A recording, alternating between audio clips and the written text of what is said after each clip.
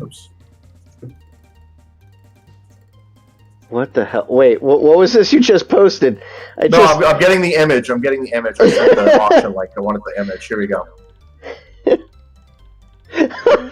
What the hell? I have no idea what this is, but it looks vaguely racist. I know. Call The Simpsons. Look, Barney, I'll show you how to catch some food out in the wild. Hey, Bond, you got run over pretty bad. Yeah, wasn't pleasant. Look, here comes your rabbit. Be quiet, Bond. All right. All right. Well, we are live. Are we live? Yeah, we're live. Oh, cool. So, hi everyone, who's not here yet. But what? Oh my God, is this the owl?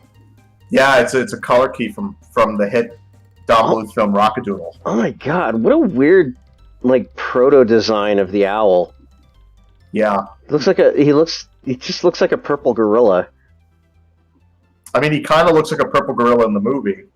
Oh, that's true. Yeah, he's got those. He looks like the gorilla who's the bouncer at the Ink and Paint Club in Roger Rabbit. Oh my gosh. Are we? Yeah. So yeah, hi everyone. Hello. We are here today because we decided to talk about Disneyland food because we are so desperate and and needy of Disneyland talk since we started this last weekend because we wanted to talk about all the Disneyland attractions that we went to, but it was just me and Mike and. We now have some more guests today to talk about food, and just in time because I hope you guys have all eaten or at least have something in your stomachs before we started. I have. I made sure to eat something so I wouldn't suffer. Yeah, because I feel like by the time we're done talking about this, we're either going to be hungry or we're going to eat something. So. But yeah, I am here with Mike Ruaco. Hi. Mike Lucas. Hi. And Steve Yurko. Those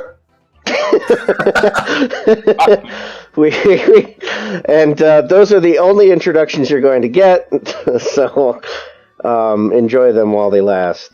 So I just have the eBay page open right now. It's just this huge list of Casey Jr. popcorn buckets because I wanted to look up to see if there was anything else Casey Jr. related.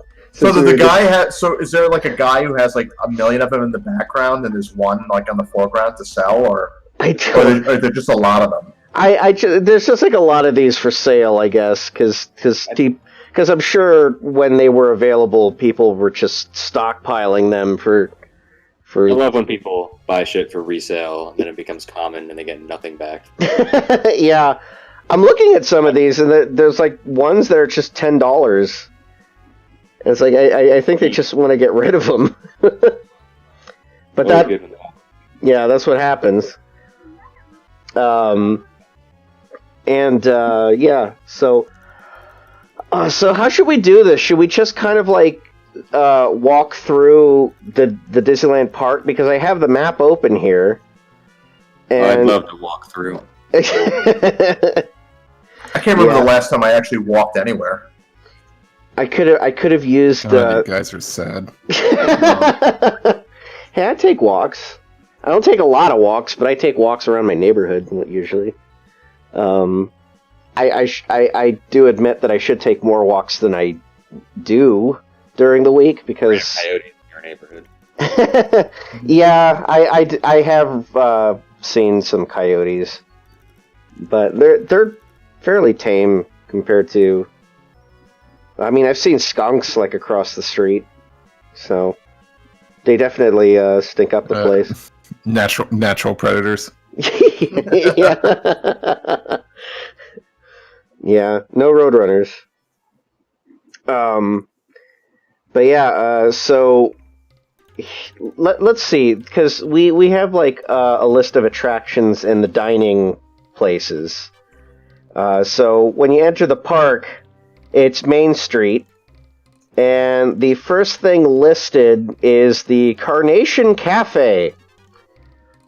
Table service breakfast, fried pickles, burgers, salad, entrees, and sundaes. It's funny, I've never been there. Because every time I go there, it's usually closed off because it's just late enough and busy enough that they don't let anybody in. Is that the one where it's like they have the outside dining? Yeah, where there's like characters and so on. That's the only time like I've seen like character dining at Disneyland is at that place. Yeah, where, like you can have breakfast in the morning. I have eaten here once. It was when I went with my mom for Thanksgiving. We had her like Thanksgiving lunch there. What did you end up getting? They just had like generic like Thanksgiving foods. I don't know what they have normally. Oh, so that was basically your Thanksgiving meal? What's up? That was your Thanksgiving meal over there? Yeah, my mom like booked that place for like Thanksgiving to Disneyland. Oh. Well, yeah, that's probably like the only way you'll be able to eat there, because every time we've even thought about eating there, they would say like, we're kind of full up and you can't make capacity or something. Yeah, you can't make any going out of your way for. Yeah. Don't they sell? Isn't that where they sell the Mickey waffles? Might be. Well, I've had Mickey waffles. I used to have. We used to have one of the. I don't think it was like an original waffle maker, because those are just these huge metal iron things. But we had a waffle maker that would make Mickey faces that were exactly like the Mickey waffles at the. You know what I just remembered? Do you guys ever have the Mickey Mouse cereal at Disney World? Oh, cereal. Mickey heads. If you go to the hotels and you get the cereal in the morning. Is that what you mean? Yeah. It's funny, I do remember it vaguely, but I don't remember anything about like the taste or anything. What was it? Was it like a generic of like? Yeah, I think it was basically just like corn pops or something. Oh, okay, but they're little Mickey ear I can't things. find any pictures. And you spend all that money to eat at Disney, and Yeah. Okay, so like 5. There's a guy in the back who's gluing with sugar water 3 corn pops together into a Mickey ear shape. Huh. I don't think this is it, but I found like a Kellogg's Disney Mickey's Magic cereal. Yeah, I remember that cereal. It used to turn the milk blue, and it looked wow, the milk turns blue. Or Star Wars was bought by them. Yeah, it's like they just turn it into that blue milk. That's really all it is. They just take out the cereal from that blue milk. I remember getting that cereal, the Magic cereal. Done with that? Are you done with your cereal milk? Because we got some customers. Yeah, got some nerds to feed. So there's like a Disney World cereal. If you go to the parks and you go to one of the hotels and you're eating like continental breakfast there, they usually have cereal that you can get there. I'm trying to find like a photo, but there's nothing. Yeah, I'm trying to look this up and I can't really find anything about it. But it definitely like it came in those little bags that you sometimes get at like crappy hotels. Kind of like a bag of cereal. Like almost like a bag of goldfish you'd see in every little kid's bag. Like little mini Fruit Loops or whatever you'd get at like a hotel. I'm just imagining they give it to you in a Ziploc bag. They just here you go. They don't even provide the milk. And here's your continental breakfast. Here's a bag of milk. Eat it and get out. All right, so I think the Carnation, the Kardashian Cafe. I like it. So what incarnation? I think it's mainly a breakfast place.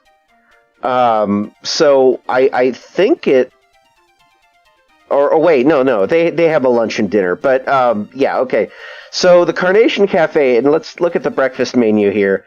Country fried steak and eggs, apple granola pancakes, ham and cheese omelet, fruit parfait. Is this like, yeah, Mickey shaped waffle? This just seems like general breakfast stuff. Yeah, I think they're best known for the Mickey. It was like the only place where you can get the Mickey waffle. Yeah. I don't know. Is there any other place in the park besides the hotel where you can get Mickey waffles?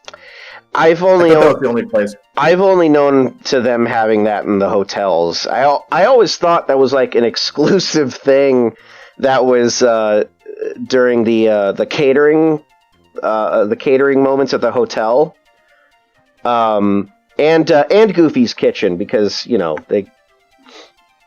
But yeah, I love those Mickey waffles. Those are great. I've never had them. I just assume they're just like Eggo waffles but I've seen people like walk around and eat them, right? It's not like a walk around and eat waffle. It's like a plate waffle that you sit and eat and cover in syrup, right? I think that some places sell them at like or maybe it's just that everything is Mickey shaped. We just think it's a waffle. Because it Wait, what would it be otherwise if they didn't label it as a waffle? I don't know. Maybe it's like the pretzel or Mickey rice thing, but you're saying it's definitely the waffle, right? Yeah, it's a Mickey Mouse shaped waffle with indents and everything in it. Okay, yeah. So I've had those at Disney World a whole bunch. They're great. They're small. Are they just like plain waffles, or are they kind of like the slightly sugar covered ones that have sweetness on the outside? Well, this is what they're usually shaped like. Yeah. And for folks who are watching, yeah, this is what they generally look like. They're fairly small. They're like I would say like they're about 5 inches tall or something like that.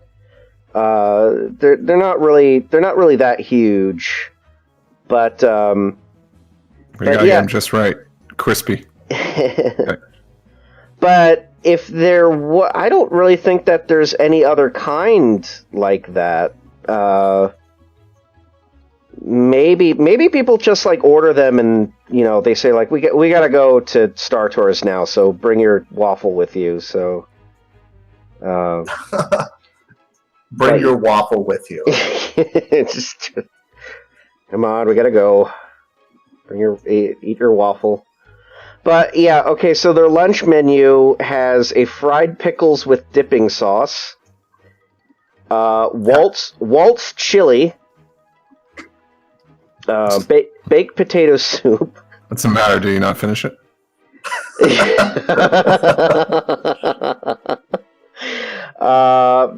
They have romaine salad with shrimp, spinach salad with grilled chicken, penne pasta with shrimp, sourdough bacon cheese melt, roasted turkey sandwich, Main Street cheeseburger.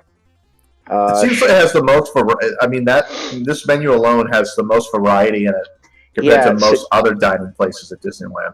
Chef's vegan burger, a seasonal TV dinner available for dinner only. It was seasonal TV dinner. The hell? It's just. Sponsored by Hungry Man? I guess so. And here's Walt's favorites. He has chicken fried chicken. Yeah. Go on. How would you have it any other way? Homemade meatloaf. Fresh cat. I don't think it was made at home. Should say park made meatloaf. Fresh catch of the day. Wait. Yeah, where did they from where? The rivers of America? I love this description. Sustainable fish served with chef's choice of sides. Sustainable fish is like. What does sustainable mean? Digestive biscuits. Sustainable, I think, is just like freshwater, like fish that's the hardy fish. Oh, someone on chat actually posted everywhere that you could get waffles at Disneyland. So that's like it's a general thing Oh, okay. They can get mostly anywhere. They have desserts as well. So banana hot fudge sundae, Yum, yum, yum. classic malts, milkshakes, ice cream floats, and a gourmet milkshake. A seasonal milkshake that rotates monthly. Huh. I'm surprised they didn't call it Walt's Malts or Malt Disney or something. Cute. Yeah, this seems like like a very general place, but Yeah. I had a roasted turkey sandwich, but I didn't have it here. You had it at any other sandwich place that's roast turkey? I think if I'm correct in thinking, I think it's like it was at the what's it called? The Jolly Holiday. Oh yeah, which is like is that the Florida equivalent? No. There is a Jolly Holiday bakery at the Main Street. So yeah. It's where you go when you want a coffee and you don't want to wait in that Starbucks line. Yeah. Yeah. The quote Market House coffee. Yeah. Just above that, and we're moving on from the Carnation Cafe because we've never been there. The Gibson Girl Ice Cream Parlor. Oh yeah, they have it's ice cream. It's just like an ice cream parlor. We get root beer floats and stuff. But the thing I love is they have they did at one point like Fantasia ice cream. That was really good. And of course I had to get it because I love Fantasia. But it has it's like Spumoni ice cream with cherries and it's like a rainbow ice cream with candy in it. Dino Spumoni. Dino Spumoni. Dino. I had like something here at one point because I just thought like I need some ice cream, and I usually don't think about getting ice cream at the parks usually, but I think I had like I must have had like a sundae that had a cookie in it. Yeah, I had a chocolate chip cookie sundae because I'm looking at the menu right now. I don't like their cookies. Disneyland cookies. Yeah, it doesn't taste fresh at all. And the fact that they put it in the ice cream to make it colder and harder just kind of feels it just didn't taste as good. Well, generally I've never found the cookies at Disneyland. I've never had one other than like a gingerbread cookie at Christmas time. They never look appealing to me for some reason. Everything else looks great, like the fudge or like the candy, or like the stuff in the sweets shop stuff. But cookies I never bought like a big thick chocolate chip cookie or anything from Disneyland. Yeah, well, the thing about it is that the only cookie that I really liked was at California Adventure, where the cookie nom noms near the Incredicoaster. The Jack Jack cookies. Yeah, the Jack Jack cookies. You gotta shave them.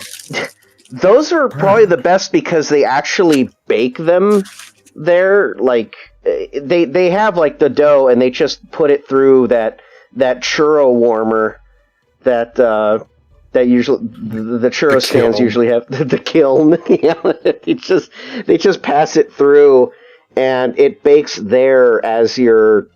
I mean, they already have some baked before they start giving it to you. It's not like you order it and then they bake it, but they at least heat them up there, so it's kind of fresh. So it actually tastes nice and warm, and it's soft and gooey. That's the kind of cookie that I want. But the chocolate chip cookie sundae is just like they just dunk like a cookie that they've had there for probably a couple months, just factory.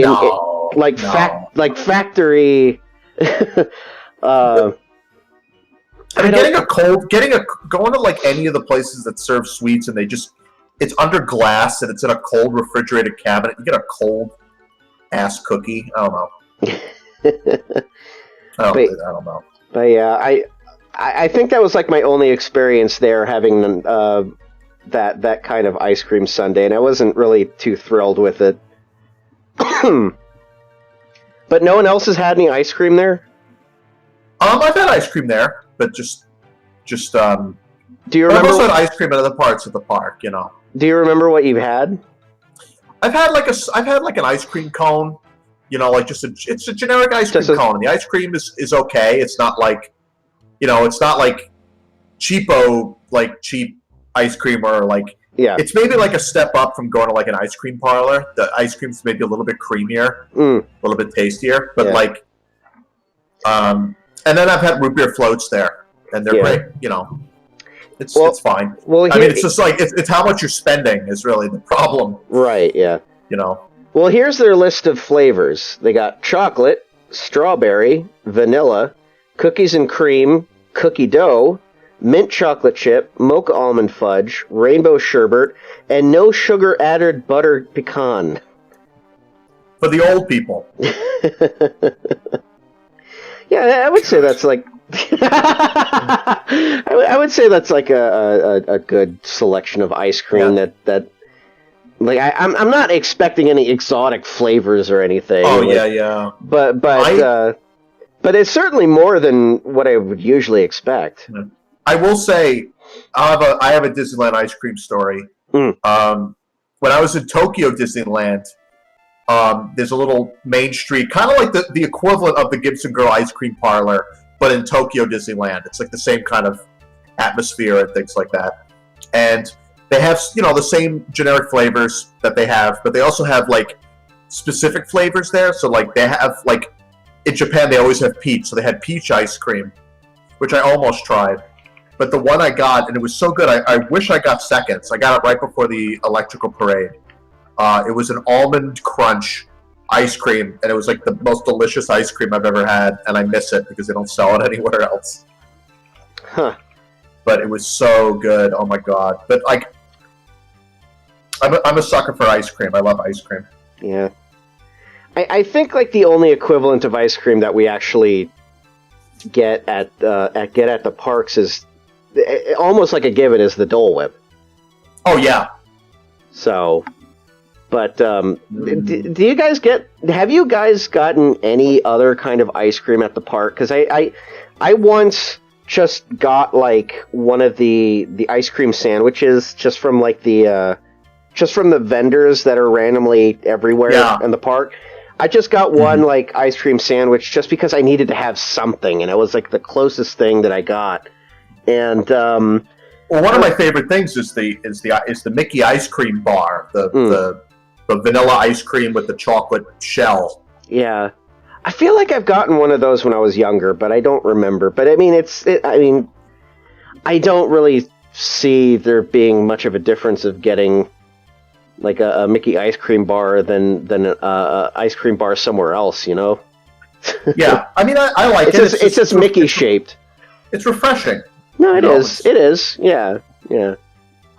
But I mean, like, I don't. Have you guys ever had like a bad ice cream experience, like outside of like? Well, anywhere. Oh, I've gotten like crappy ice cream or like low grade ice cream where it's all like freezer burned or like there's ice chips in it or it's old. I've gotten bad ice cream in other places. I've also gotten ice cream that's just like incredibly artificial. It's like the ice cream that they can't actually call it ice cream. They just have to call it like frozen dessert because they can't actually call it ice cream. What? Sir, what is the brand? Steve, do you know the brand of ice cream? Is it Dreyer's or Breyer? One of the Breyers. Breyers. They can't call it ice cream. So when you go to the supermarket, it won't say ice cream. It'll say frozen dessert. What? Really? Yeah. It's not actually ice cream because there's not enough actual cream content in it. Oh my god.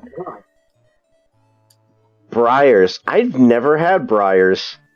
I've definitely seen it in the grocery store. Now I'm looking at it, but I've never had this ice cream, so I guess I don't know how this would look, how this would taste. They say 100% grade A milk and cream. Huh. Where? Like on their website, oddly enough. Steve dropped.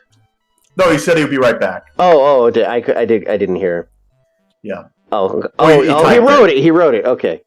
That's why he didn't hear it. All right. Okay. So, well, ice cream, pretty much, it's a thing. Above that is the refreshment corner. Yep, it's just that's like it's the Casey Jr. looking place. I've had stuff here. I've definitely ordered some stuff. They had like a they had like a nacho chips and they had like a special hot dog there too. Was it did it have sprinkles on it or rainbow sprinkles like that thing you got? It wasn't like a Twinkie wiener sandwich. It was like an actual hot dog, but it had like I think it was like it had jalapenos and some pineapple in it. I think I can't.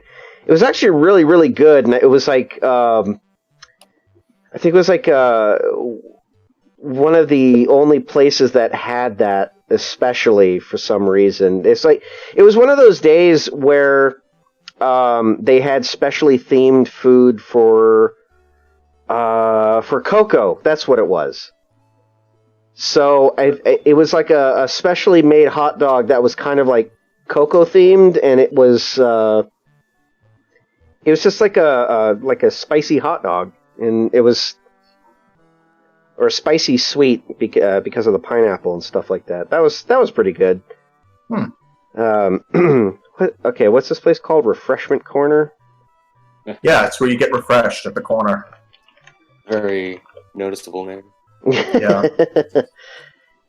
and this is like the area where they have that guy the guy playing the piano. Yeah, it's kind of like there's an area that kind of leads into the gift shop on the back end, and then there's like the back area where they always sell they have the line of like the frozen Slurpee machines where you can get sort of the generic like frozen Slurpee flavors around in the back. I'm thinking that. But okay, so yeah, this is like a general like snack place. They have an exquisite. Is that how you spell exquisite? exquisite. Exquisite. ESQUITE. Is that how you spell exquisite? No. Because to me, when I'm reading it, it looks like esquite. Yes. Maybe it's like a theater kind of thing. Huh? How would you pronounce this? I don't know. I can't find a definition for this goddamn word that's on this menu. It's a Disney branded word. Yeah, because exquisite is EXQUISITE. That's exquisite. This is exquite. What the fuck is esquite? I can't find this word. Maybe it's like gourmet, where it means something and nothing at the same time. I mean, I see it. I just don't find a definition of it. Best esquite recipe. How to make Mexican corn esquites. I don't even know if I'm. Oh, you mean the corn that has the cheese and the stuff on it? Footlong hot dog, crushed corn chips, and corn esquite mix topped with cotija cheese. Oh, it's like the stuff you put on when you get, what is it? Not cajito. You always get it at festivals and stuff. That kind of like those it's like the Mexican corn. Oh, maybe that's what they mean? Maybe I'm just not pronouncing it right then, because I've never heard of this word. I think it's a Mexican thing. It probably is, and I feel like I'm missing something, and I sincerely thought they were trying to write exquisite, but why would they? I mean, Disney. I thought Disney prides itself on spelling. Shane, how do you in chat? How would you pronounce that? Are you thinking of like? Are you thinking of like elote? Like it's elote? Like it's kind of like elote, but no, it's not. No. Well, at any rate, I mean, they have hot dogs, they have mac and cheese, of course, chili dogs, hearty chili, and they have a mac and cheese in a sourdough bread bowl. My God. That sounds lovely. I don't know if I want mac and cheese in the sourdough bread, though. That just seems, Oh, mesquite. Oh, esquite. Oh, okay, so it's pronounced like mesquite. Esquite. So it's an esquite hot dog. Okay. All right. Well, I mean, yeah, hot dogs and chili. That's what this place is. Yeah. Oh, Enrique asked a question about caramel apples because that's something that you get there. Not there at the refreshment corner, but you get them all over Disneyland. But they have them at Main Street. Yeah. It's like I always see them making it. They kind of actually prepare them the day before, don't they? They usually make them that day or the day before. Yeah, because I usually see them making them and putting them on the window for display, like as you're leaving the park. And she asks if they're because I've never actually gotten any of the caramel apples at Disneyland. I think they're supposed to be like kind of soft, right? Like the caramel is supposed to be kind of like soft caramel, or is it actually hardened on the outside? You know, I've never actually tried, and I've never really asked. I know that there's. I've never had a caramel apple. I've only had candy apples where it's got like the red candy coating on the outside. It's like you're eating glass on the outside of an apple. Okay. Like the sugar glass. I would think that it's a little hard. It's not like super hard, like you're actually just biting into an apple, but I don't really think the caramel is hard. It's sort of like toffee or taffy, or not taffy. It's soft, but it's hard soft, like a hard chew. Yeah, kind of. It'd be kind of chewy. Yeah. All right. Moving on from the refreshments corner, there's the Market House, which is... It's a Starbucks. It's a Starbucks. It's a Starbucks! It's just... it's just... I mean, there's definitely been times where we've gone to Starbucks here, and had to get something because we needed to wake up. Some burnt coffee beans. But yeah, I mean, I've gotten Starbucks here, so but it's really nothing to talk about. Yeah, you're just there waiting in line with all these cups, like souvenir cups, surrounded you. For many people, it's the first line they experience when they're in Disneyland. In line for coffee for 20 minutes to get coffee. Yeah. There's a Main Street fruit cart that's like. Yep. In there, it's in the cozy little spot in between, like where the buildings are kind of parted. Yeah, and they usually have like bags of grapes and pineapple spears and watermelon slices and oh man, I told the story last time, but it was there that when I used to go to Disneyland with Zach and Tara, Zach bought a banana there, and he made me laugh so hard imitating Mowgli from Jungle Book eating a banana that I nearly walked headfirst into a horse-drawn cart. Oh god! It's one of my favorite Disneyland memories. Just him there he literally took a banana and like shoved like half the banana in his mouth, and he goes, I was waiting to stay in the jungle, and I nearly got trampled by a Clydesdale horse. Have 2 bananas. Have 2 bananas. Yeah.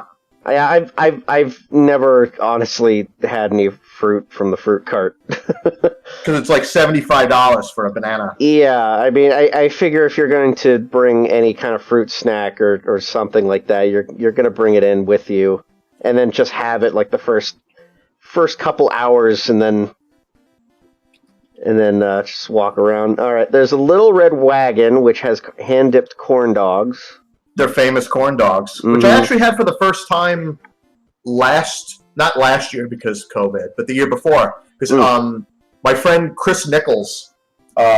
He's I met him through Erica. He's the editor at LA Magazine, and I remember talking to him once because he loves Disneyland. He goes all the time, and I asked him, "What are your favorite foods at Disneyland?" And he goes, "Oh, you got to get the corn dog." And I said, "I never had a corn dog." He said, "Get one. Get it from the little cart that's at the end of Main Street." And I got one, and it's good. It's a great corn dog. It's just really, really, it's tasty. There's always a long line for that cart, though. Yeah, I always thought like, did they have popcorn there too? There's like a popcorn stand, or am I just thinking of something else? There might be a popcorn stand nearby, but like that cart doesn't sell specifically popcorn. Oh, okay. So they sell corn dogs there. I never knew that. They sell corn dogs, and it's really good. Like the breading is really good, and yeah, it usually is pretty busy, and that's why I never really think about it. So it's good. I would definitely say it's probably the best corn dog I've ever had. Would you say, okay, so comparatively, have you ever had the corn dogs at the Corn Dog Palace in Disneyland Adventure? Because we've been there before, No. but I'm sure it's the same thing. I'm sure it's like pretty much the same. You think they're the same? Yeah, I think so. I mean, I'm sure they have more. Actually, no, I'm wrong. I've had a corn dog from there in California Adventure once, and yeah, it's exactly the same. It's the whatever breading they use is really good, and all right, the whatever it is, the batter. Yeah, it's tasty. It's good. All right. I don't know. Maybe I have to try that at some point. Just to see for myself, because I've only had a corn dog from Disneyland Adventure. Plaza Inn, Minnie and Friends breakfast in the park. Yeah, that's. I got that confused. I thought the Carnation Cafe was that, but it's actually that. Right. Yeah. That's what I figured. But I've never been there. I've never been there myself. It's always usually super busy. Is it just breakfast there? I never seen it open at any other time of the day. I think they do dinner, but it's not like a place where you go and you have a big meal, you know. I'm gonna move on from that one because I think we've definitely should talk about the Jolly Holiday Bakery Cafe, because I remember we went there and we specifically went to get that Donald ass cake for Donald's birthday. Do you remember that? I don't think I was there for that. You might have been with Mike and Steve for that one. Oh, did you? Let me see. Donald birthday cake. Donald ass cake. Yes. Yeah, Donald ass cake. Let's see. Jolly Holiday. I wonder if there's even a picture of this thing. Yeah. Well, it doesn't look like Donald's ass, but it definitely looks like a Donald mess. And but I do remember, like, there was a cake at one point that just looked like Donald's butt, but it's a lemon blueberry bundt cake. And maybe I didn't have this with you guys, but I definitely remember having this. Oh wow! I think I would remember a Donald Duck butt cake. All right, bundt cake. Oh, bundt cake. Okay, I get it. I get it. But this was like around when Donald Duck's birthday came about. I don't remember, like maybe 60th. No, he's older than that, isn't he? Isn't Donald older? He's about. I think he's 85. Enrique, our local Donald expert, our resident Donald expert, would definitely know like how old Donald Duck is. The correct answer is the oldest he's been. No, that's the Rowacco smartass answer. 1934. So he's like around. It's like around late 80s now. Yeah, he's. Because Mickey is 100. Mickey is definitely 100, right? Mickey's he's a little over 90. Oh, 90. Oh, okay. Yeah. We're not at the 100s yet. Yeah, Disney's going to go all out for his 90th birthday. I guarantee it. Jesus. I absolutely guarantee it. Yeah. But yeah, this is the Donald cake that I had there. And we went specifically for it. And I thought it was a nice little cake. It was like filled with like a blueberry jam, and Oh wow, that blue stuff though looks like paint. It looks toxic. but it's not as toxic as Mickey's birthday churro. Oh yeah, you said that churro was noxious as hell. Yeah. I wonder if I can even find a picture of this thing, because I know that Gabe had probably the most pristine looking picture of that churro, and I think it was from his own experience. Because when I had one of those, it's like I could definitely just I'm probably still scraping off paint from my tongue from that lovely experience you had. Mickey birthday churro. Getting a taste of Mickey in your mouth every day. Well, I did find a picture of this. It's so here, yeah. Look at this thing. Take a look at it. So what it is it's essentially fucking gross. It is a severely dark churro that is severely dark churro. I wonder if I can find what the What's that? Are you supposed to eat the buttons? Yeah, it just looks like buttons. Yeah, those are what are they like? Those are supposed to be candy buttons, but are they white chocolate or are they just like Smarties? I don't know what the fuck they were made of because they didn't taste like anything, and I was trying to scrape the paint off of them, trying to eat these things and try to figure out what it was, but I think they were just like these sugar, just straight up sugar, like candy discs that were made specifically for this garbage. Let's see. I'm trying to see. It's a chocolate churro, and it has Mickey sprinkles. It is also drizzled in caramel. No, cookie butter sauce. Oh, so it's like Biscoff cookie spread. Yeah, and I don't really think there was any specific cinnamon sugar on this thing. Oh God. Okay, this is the cake that I was thinking of, but this was like in Little Tokyo. Enrique just posted this, but this is the actual Donald butt cake that. Yes. I remember those cakes. I remember those. I didn't have one, but they look good. This looks so appetizing. Honestly, it's like do you remember in Mickey and the Beanstalk where he dives into that plate of things? Yeah, that always looked good. What is surrounding it? What is the blue like gel? I'm sure it's like icing. Oh yeah, it's like an icing, and then it's probably like little shortbread cookies. Is that his hat on his butt? Yeah, it's his hat. It's like a chocolate hat shape. It's like a Porto's cake. It's just like you get a little chocolate treat. This just looks so. This looks like more appetizing than anything we've seen already. All the food at Tokyo Disney looks like. I got it at Tokyo Disneyland. They have the if you go to the Alice in Wonderland restaurant, they have these little unbirthday unbirthday cakes, and they're actually really good. They got like peach preserves in them. Oh, they're really tasty.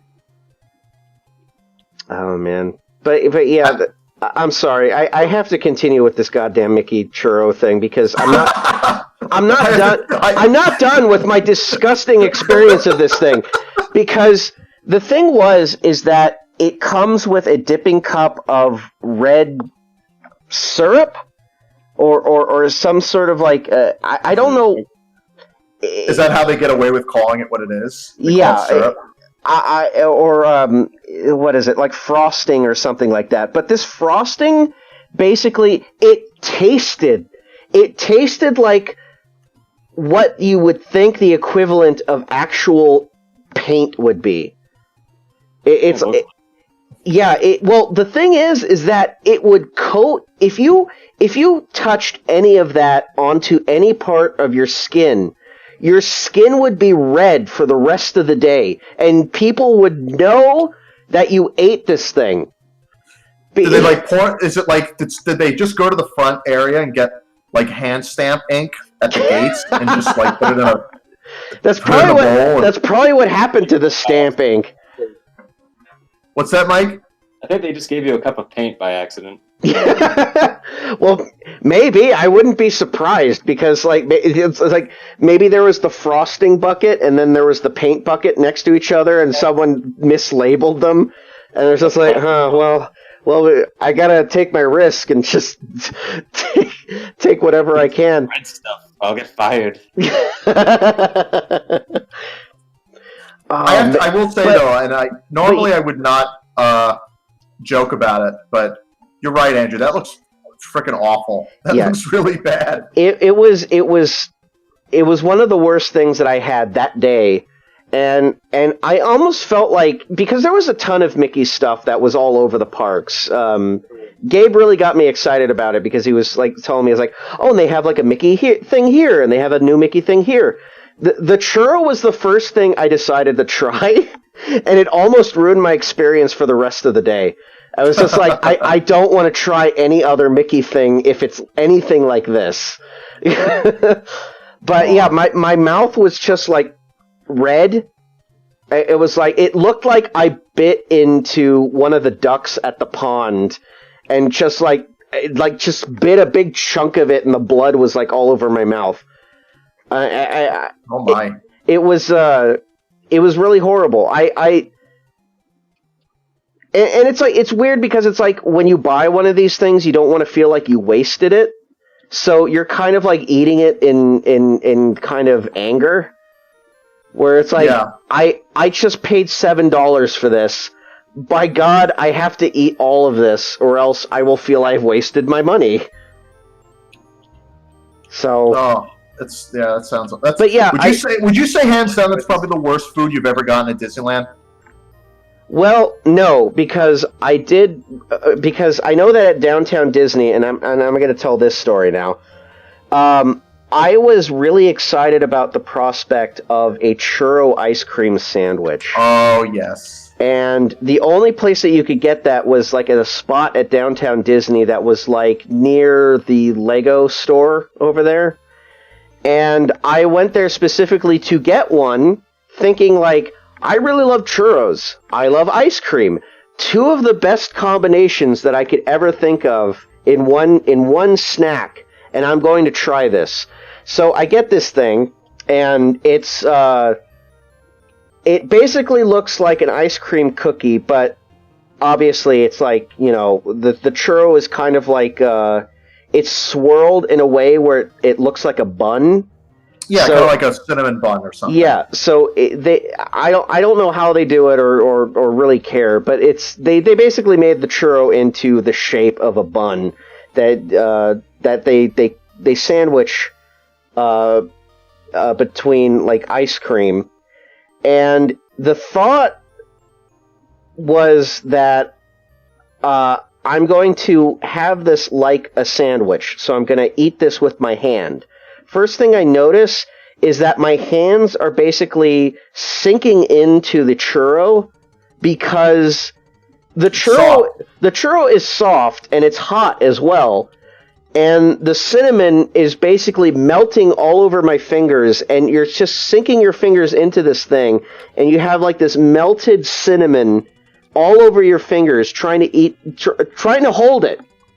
And when you try to, and it's so thick, it's hard to like have a bite into this thing. It's like you can't really have both of the churro and the ice cream in between in one bite. You basically would have to eat the churro part first, and then go for the ice cream in the middle, and then I don't know how, but my thought was like, I'm going to take a big bite of this, and I'm going to enjoy it, but I didn't, because this thing fell apart as soon as I tried to hold it, and then trying to bite into it, the ice cream will just slip from between the two churros that are on both ends of this thing. Right, because the ice cream, the churro's hot, it's melting the ice cream, and it's getting all over the place. And I couldn't get I didn't get any ice cream on the first bite. So it just kind of like dribbled out the back. And then I tried to put it back down, and then I realized my hands are so sticky, and I don't want to touch anything else right now until I find something to wipe my hands with. And this stand has the fucking gall to have this dispenser of napkins of the flimsiest, most useless napkins that I have ever had to experience. Where it's like as soon as you the tissue paper napkins. Yeah, like, it's like toilet paper. It's like you put your sticky finger onto this thing and immediately it doesn't wipe anything. You just have a piece of the napkin on your finger now. Oh yeah, it dissolves and your finger goes through it. So I'm trying to aggressively take as many napkins as I can to wipe my fingers of this sticky mess that's on my fingers of melted ice cream and cinnamon, and I can't. And then I'm thinking, it's like, well, wait a minute, can I eat this with a fork? And they don't have forks. The stand didn't have forks. They didn't have utensils at all. So I was like forced to eat this thing with my hands only for the rest of the time. I was struggling with this thing for almost an hour trying to eat it because it was just so messy and I didn't have any enjoyment.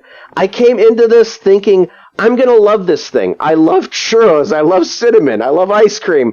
Instead, I found myself realizing that sometimes things are separate for a reason. Yeah. Came here for a dessert, not a fight. Yeah. I was. It would have worked better as like a sundae. It would have worked better as like something you got in a bowl. Yeah, I would think. Yeah, I would think like if it was like cinnamon or the churro pieces in the ice cream, which I've had like churro pieces in an ice cream, and I've eaten it with a spoon. That's actually really good. But I had something like this at a 626. Gave it to me in like a paper cup. Oh yeah, I remember the 626 festival. Oh yeah, that's right. Yeah, I wasn't it like a really really huge like churro stick? I'm not sure. I just got like a small thing. It came in like a little paper cup. I probably like saw almost like Auntie Anne's pretzels, where you get them in a cup of them rather than a whole big one, right? I probably saw some other people walking around with like these huge ass like churro sticks sticking out of like a cup, and people drinking boba out of a baby bottle. Light bulb. Apparently. Yeah. Oh, I miss 66. That's probably one of the biggest things that I miss from this entire ordeal. Do it next year. Yeah, definitely. Too late. Yeah, but it's summer's like almost here, and we're probably it's not going to happen. If it does happen, I don't really think I want to go, just because. Like here, maybe. Yeah. Yeah. But yeah. Well, anyway, that's my churro ice cream sandwich experience, and probably like the worst snacks I could ever think of. I mean, the idea of it is great, but the execution of it was just terrible. Yeah. Why don't we just talk about our least favorite food experiences at Disneyland? Oh God, Mike, do you have one? Me? Yeah, Mike. Yeah. Oh, I'd have to think. I mean, maybe last time I got like the Forbidden Burger at like I think it used to be the Pinocchio Cafe or whatever. Oh, in Fantasyland? Yeah, now it's like a Beauty and the Beast one, so they have like the Forbidden Burger. Oh yeah, because it is forbidden. Yeah, it's like a piece of steak on a burger one, so like you can't really bite through that. Oh my God, that doesn't sound good at all. It tasted good. It's just that like, how the fuck are you gonna eat a steak on a burger? Oh yeah. Yeah, it's like one of those burgers that you have to kind of eat with a knife and fork. Like an umami burger. Yeah, But I remember we were quoting that like most of the lunch. It's like, you're gonna eat that burger? It's forbidden. We also tried the gray stuff, which was delicious. Oh yeah, that was pretty good. Yeah, I liked. Yeah, let's talk about the. Or actually, Mike, would you have say that you have like a bad food experience? I think the closest thing to a bad food experience I've had at Disneyland is I went to that. There was a restaurant in California Adventure that it's like that one that's like the Italian restaurant that's next to the bear-shaped mountain. You know that one? It's like a fancy restaurant near like the wine cellar or whatever it is. Oh yeah.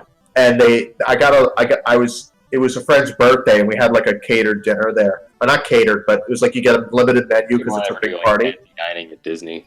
Right, and it was. I got a plate of lasagna, and it was smothered in nutmeg. Like, I understand nutmeg, a little bit of nutmeg in food actually brings out the flavor, like an enhancer. It's great, but no, this thing was. All I could taste was nutmeg. Everything was nutmeg flavored, and it was just way over the top. Oh my and then God. just like the general like experience of like every 10 times going to Disneyland, being like, you know what?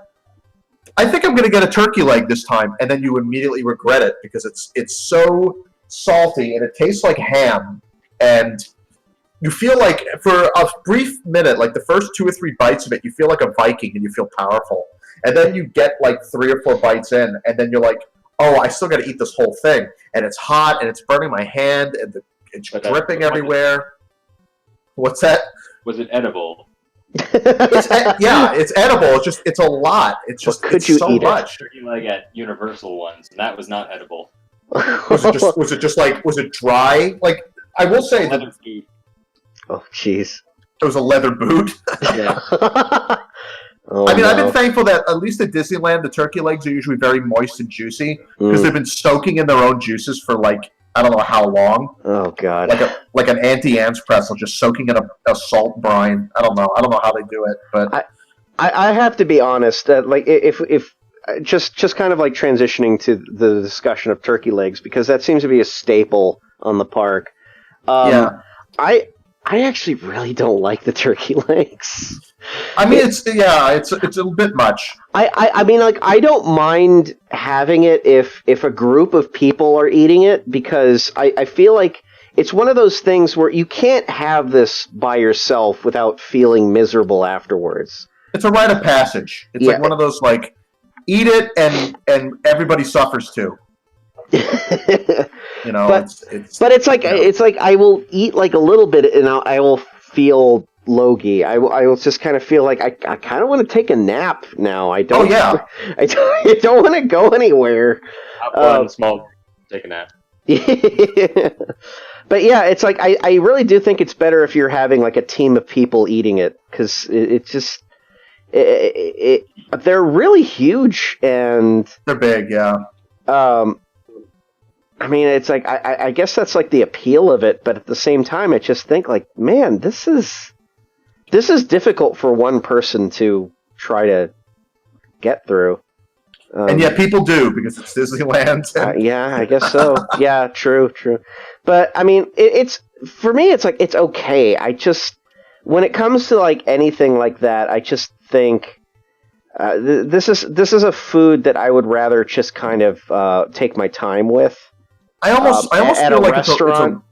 It's like a rite of passage food. Like if you're a tourist where turkey isn't as prominent of a thing, like maybe. Yeah. Like, wow, what an interesting thing to eat. These crazy Americans.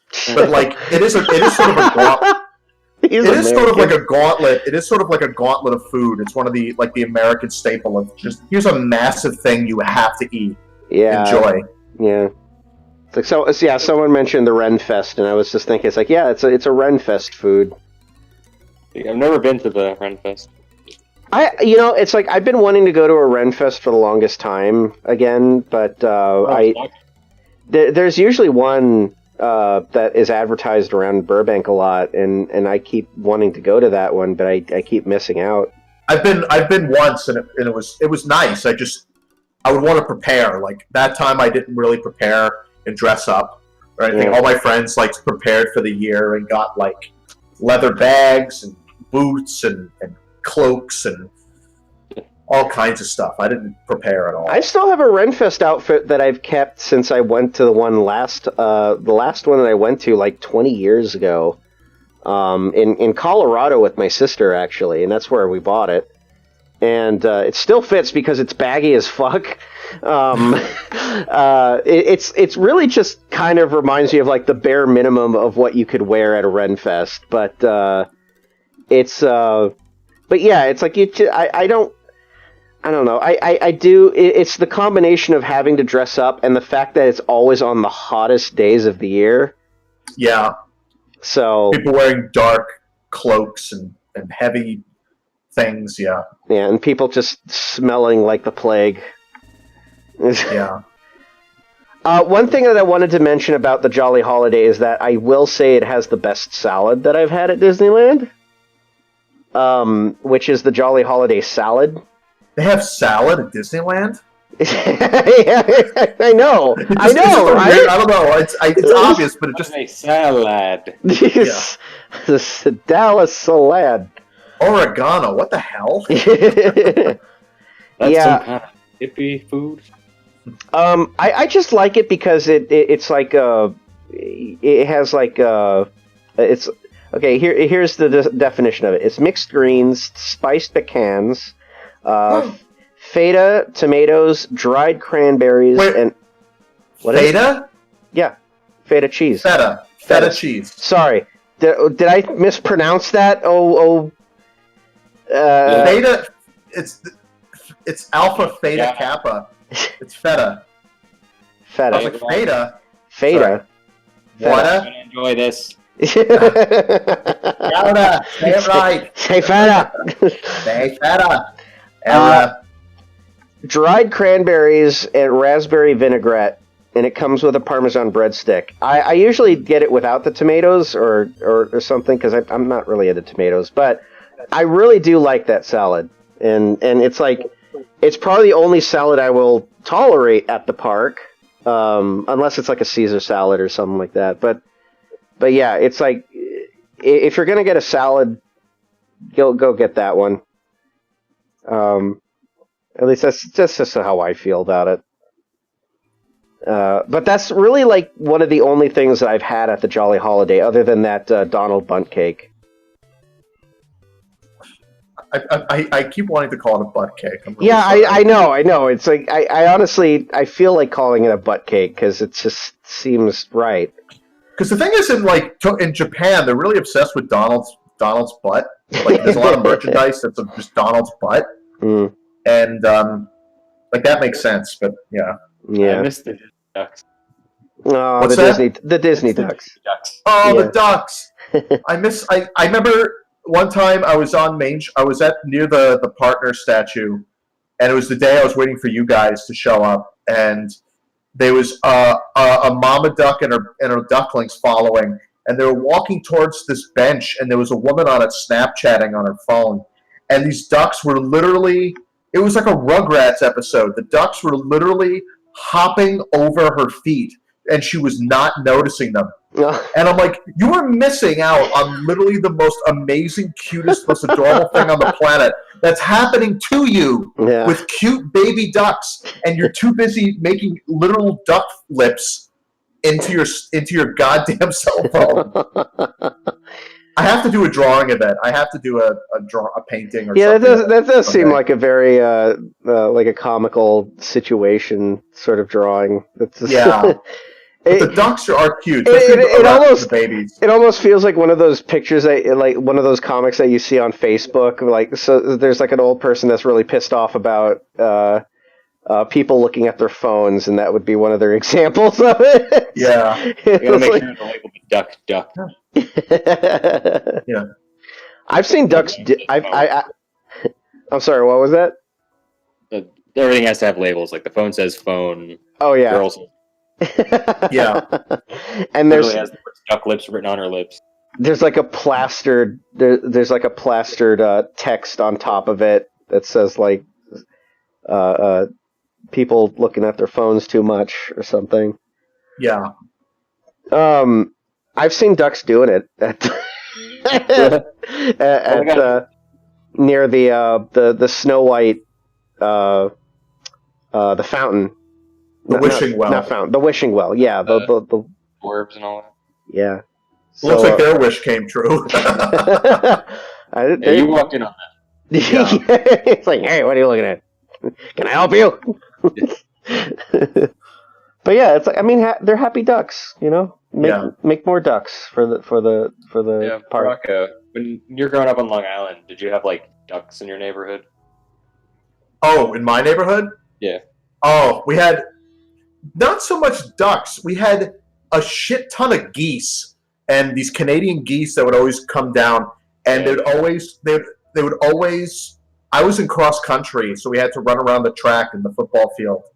And geese, a lot of people don't know this. Geese shit every 6 minutes. So when you have a literally about 5 or 6 dozen geese on a football field, there's a lot of shit. Yeah, I don't think there's any open field in all of Long Island that isn't like caked in geese shit. Oh yeah. And for those that don't know, goose shit looks like, if you ever get those little things you light on fire on the 4th of July, and they look like the burnt snakes.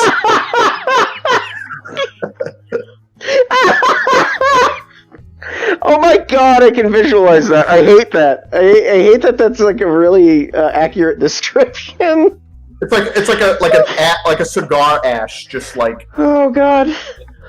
But anyway, like I used to have ducks like come up to my front door and stuff. They were always cute. Yeah, when I was on the South Shore, of Long Island. So all we had were like seagulls, pigeons, and seagulls are everywhere. Asshole geese. Yeah, and, not many ducks, sadly. Yeah, growing up, I would have to deal with a lot of seagulls, and I remember going to SeaWorld one time when I was probably like 8 years old. And you could feed the seals, like you could just get a plate of fish and just toss them over to the seals to feed them. So I was just dangling one of the fish above where you feed the seals, and I guess I was holding on to it too long because a seagull decided to just swoop in, snatch it from my fingers, cutting my finger, and it was It was like the scariest experience I've ever had in my life, because one, I had to figure out what the hell just happened because it happened so fast, and then I had like a bleeding finger, and that already freaked me out, and I lost all the fish that I was going to feed the seal. Yeah, so it's fun. Yeah, they're very daring. I will say, one time I was at a pond with my aunt. And I was feeding popcorn to the duck. There was ducks there. There was one of the few times I remember seeing like ducks. And I was feeding the ducks, and a duck came over to me, and I was going to be cute, like, oh, what a cute little duck! Here, have some popcorn. And I held my hand out, and the duck like looked at my hand and the popcorn in my hand, kind of looked at it, tilted its head, and then just bit my whole hand, like, and just grabbed it, and I went, ah, you little, and I went, and I kicked it, and I punted it like a football right back into the pond. I was like 6. And I was just like, oh, you, and just like flew into the water, and my aunt was like, Michael, and I said, it bit me. It was just it's like you started it. It's like I gave it a peace offering, and it literally bit the hand that fed him, and I had to punt it across the way. Just imagine, like, you thinking a 6-year-old looking at a duck like this, and just this confused look on its face. Ducks, when you kick them, get good distance. By the way. I'm sure it was fine. It lived a long and happy life. Oh, it was swimming away. It was probably laughing at you, thinking it's like a 6-year-old kicking it, like, felt like, nothing. Frickin' ducks! I love doing duck calls at Disneyland because they actually listen to you. If you go like and do like that, they'll actually turn and look at you and be like, "Ooh, a duck!" One of us. My What'd mother was a saint. What'd you say to me? I think he just called you. Said something about your mom. Huh. All right, let's quack him up. He's insulting both of us. Let's quack his skull.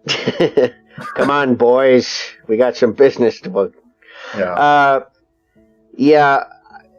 God, that SeaWorld experience as well. It's like I also remember you would be able to feed the manta rays there, or bat rays. And instead of fish, they ate like squid. So you could buy like a plate of these just dead squid, and you could feed it to them, and they just kind of slurp it up. Yeah. It's like eating a wonton. Yeah, and it's I always thought that was a fun experience. I love rays. They're probably like one of the best sea creatures I've ever know. Genuine. Someone in chat is asking if we're currently at Disneyland, and like, nope. We're just reminiscing about it. We're just crying alone because we miss. It's been a year, and for some of us, we bought annual passes, and like right after buying them, the park shut down, and then we did get refunds. It took a year, but I got a partial refund back. I don't know if Steve got a refund. He's not here to respond about that, but it's like when they said they were giving off refunds, it just kind of popped up in my bank account again, and I was kind of like, oh wow, they actually made good on their promise. Yeah, because I actually thought about going to like downtown Disney and taking advantage of at least getting some snacks and like taking advantage of the sales, because they're giving coupons or like discounts for people who are quote legacy pass holders, whatever the fuck that means. And the day I was thinking of going, I actually got my refund, so my annual pass was null and void at that point. So I was like, oh god damn it. Yeah. So I just didn't go. I can't go stand in line in downtown Disney for Starbucks. Oh yeah. Yeah. I wanted to actually buy some. I'm going to be seeing some friends later this year, and I wanted to buy some presents for them when I see them later this year. But yeah. Oh, Elijah. Elijah's my nephew, by the way, in the chat. That's my nephew, Elijah. An annual pass. If you get like one of the high, I always got like not the highest tier, but the second highest tier. It was like, I don't know, like $1,100, $1,200. It was a lot. It's a lot. But if you go more than a few times, it's worth it, because they get the free parking and the slight discounts, and you go enough times, it's actually worth it. But the free parking was probably the best thing about having that. You save $20 a visit every time you go. Yeah, it adds up. Yeah, I think I went about a good amount of time myself, because I got mine a month before my birthday, which was like September. So yeah, I was there quite a few times, and sometimes, because I would visit my mom usually in Orange County just on Saturdays, I would just go for a little bit and then leave in the afternoon. So yeah, I would do the same. I'd go me and Erica would go on a Sunday morning. We'd get up early, get there at opening, and then we'd just be there till like noon or 1 o'clock, and then just go home. Yeah, and it was great. You guys want to talk about the Tropical Hideaway? Oh man, the Tropical Hideaway. Tropical plumber, eh? Unclog your pump today. Eating Dole Whip today. So this is the place that basically expanded on the Dole Whip craze. Yeah, it used to be a place called the Tahitian Terrace way back in the day, and it was essentially like a Aladdin meet and greet for a while, and then they turned it into Oasis or whatever. Yeah. I went to that one time when like I was in high school just to see what it was about, because I thought it was like a whole show, but it's literally kids go in there to sit down and listen to Jasmine and Aladdin basically run down the entire story of the Aladdin movie. And yeah, it sounds fun. And I'm like in the back here, I'm probably like the only childless adult there, just kind of watching this happening in like as far away from the group as possible, because I didn't want to get too close, and I didn't want to get like but I wanted to get close enough to experience what was going on. But 2 minutes in, I started to realize I probably shouldn't be here. So, Yeah. but yeah, it's like I guess I don't know because it almost felt like it used to be a restaurant.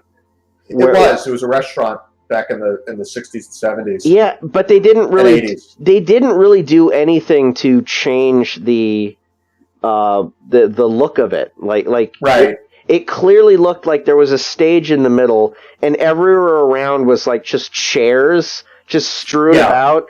Like You could for look at it as like a private dining thing too. yeah. Yeah, well, that used to be like used to go and they used to have like fire twirlers and things like that. You would go and you would eat like a little meal or something, but it was not like they haven't done anything with it in years. And then now they finally reopened it as essentially like a little. You walk up and you buy a bunch of things, and then you sit down and you have It's like an expansion of the Tiki Room. yeah. Because the Tiki Room, I like the Tropical Hideaway. But They added a new bird too. Oh, it's Steve's favorite character. In the Tiki Room song. She was always like a miss. Oh yeah. God, what's her name? Rosalita or something. Yeah, I think so. Rosita. Yeah, Rosita. Yeah. Okay. Yeah. Yeah. Just something that, like, you kind of just got lost to time. Then they made a bird called Rosita instead. Yeah, but yeah, because the thing is, it was just like an off line. It was just like a throwaway line. Throwaway line in the show. I know that, like, because for a long time, if you wanted to get Dole Whip, you had to wait in line. But if you are going to go to the Tiki Room, you would go inside the little plaza area, the little area inside where the gods tell their story and everything before the show. And you get your Dole Whip there, and then you just go inside and eat your Dole Whip and see the show. Mm-hmm. But then Josh Gad, who is apparently a very lovely guy, but I don't like this aspect. He told everybody the secret of getting Dole Whip. Like, oh, you could just go inside the little area and get your Dole Whip. And then, like, not too long after that, Disney made it so the only way you could get Dole Whip is if you have to be in line. Mm-hmm. And I remember going with Mara. We went as a group and we were going to get Dole Whip. And I said, okay, Mara, just like, we're going to get some Dole Whip. You know, and we're gonna bypass the line. And I said, we're about to walk in, and they had like a guy waiting at the little entrance where you walk and saying, "Oh, you guys here to see the show?"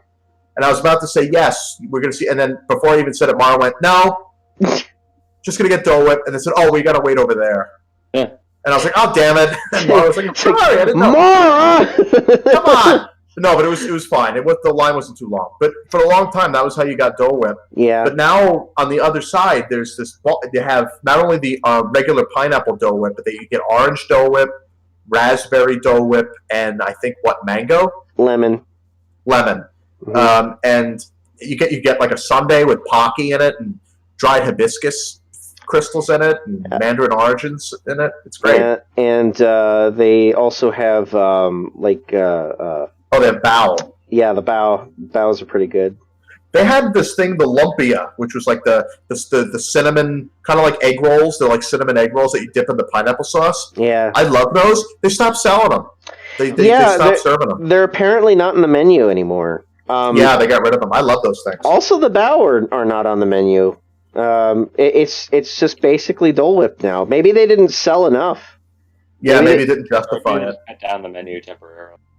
Maybe it's temporary because it's like, I am looking at the current menu, not like what they used to have or anything. It's going to be running the park at like a non-profit for a while.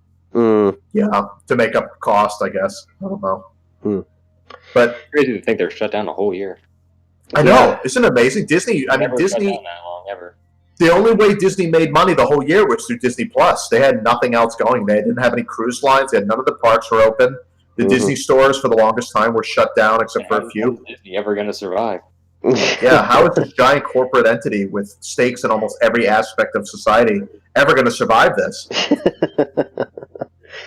I mean, what are we going to do? Cut the costs of the CEO? Yeah, that's the thing. They replaced him with this guy who was this Bob Chapek guy who now is like, he was the guy that was totally for like replacing attractions with like dance parties and things that don't cost anything to set up. Mm. He was like the penny pinching executive at Disney, and now he's in charge of the Disney, like in the charge of the Disney parks. And it's like, oh, nothing is. I feel bad because like most of the Imagineers got laid off, Yeah. and so all these cool things they had planned are now like just never going to be done. Yeah. Which is a shame. Anywho, Yeah.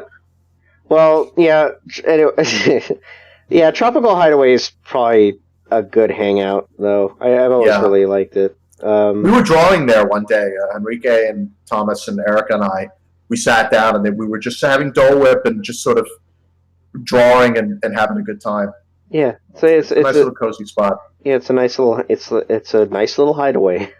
Yeah, hence the name. Yeah. Throw pipes.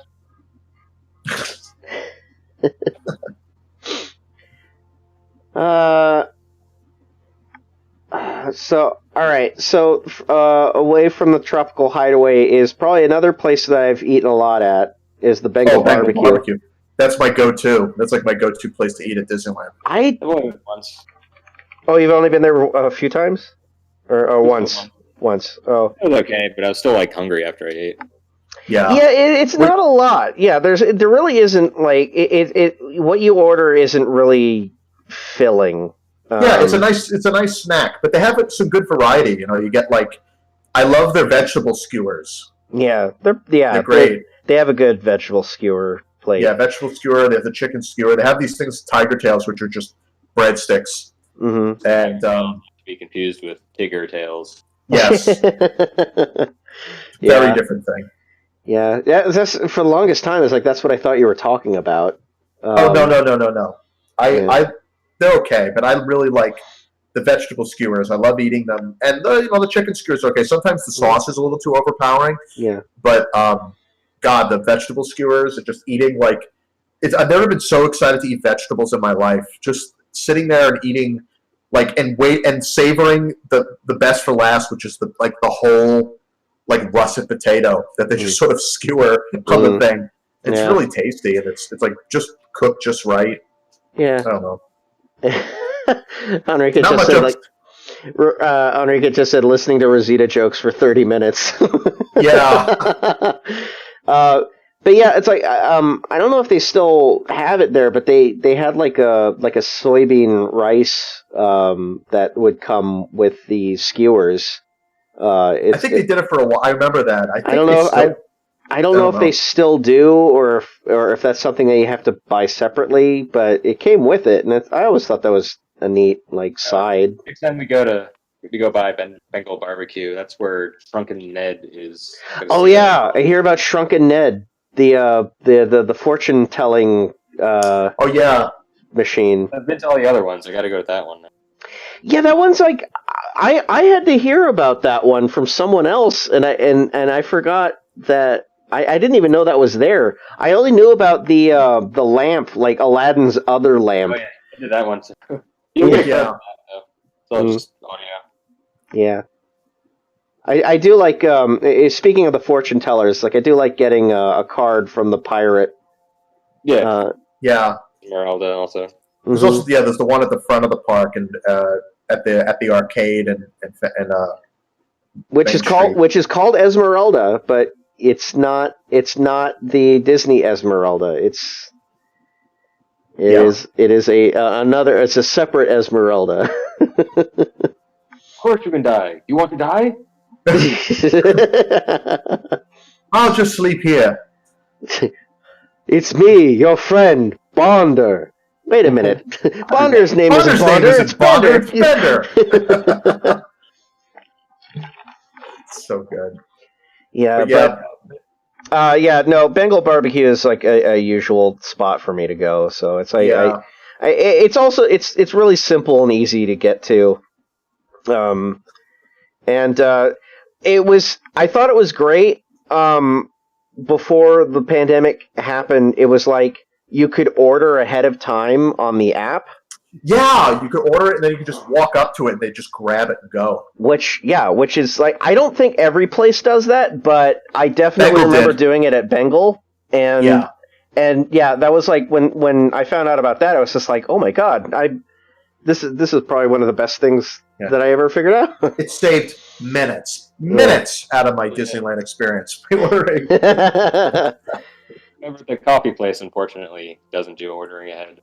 Which you think No. that'd be like the one place you'd really want to. Yeah, Maybe it's because they get too many orders at once or something. Yeah. It's like because you have to think like they probably have calculated certain spots that well, get also too the much problem with business? coffee is that coffee is custom ordered. People get coffee that has custom amount of sugar or milk in it. Whereas at Bengal Barbecue, it's like, okay, we have a whole pile of skewers here. We'd usually grab 2 of those and 1 of those for this order, and 1 of those for 2 of these of this order, and just can you get a cup of water over there? That's simple Yeah. for a place like that. But for Yeah. like a coffee shop, since everything is custom filled to each particular order, Yeah. you can't just have people quickly running willy nilly and doing it. Yeah. Yeah, it'd be Possibly. bigger. I mean, Starbucks has like its own app. Yeah, that's Yeah. true.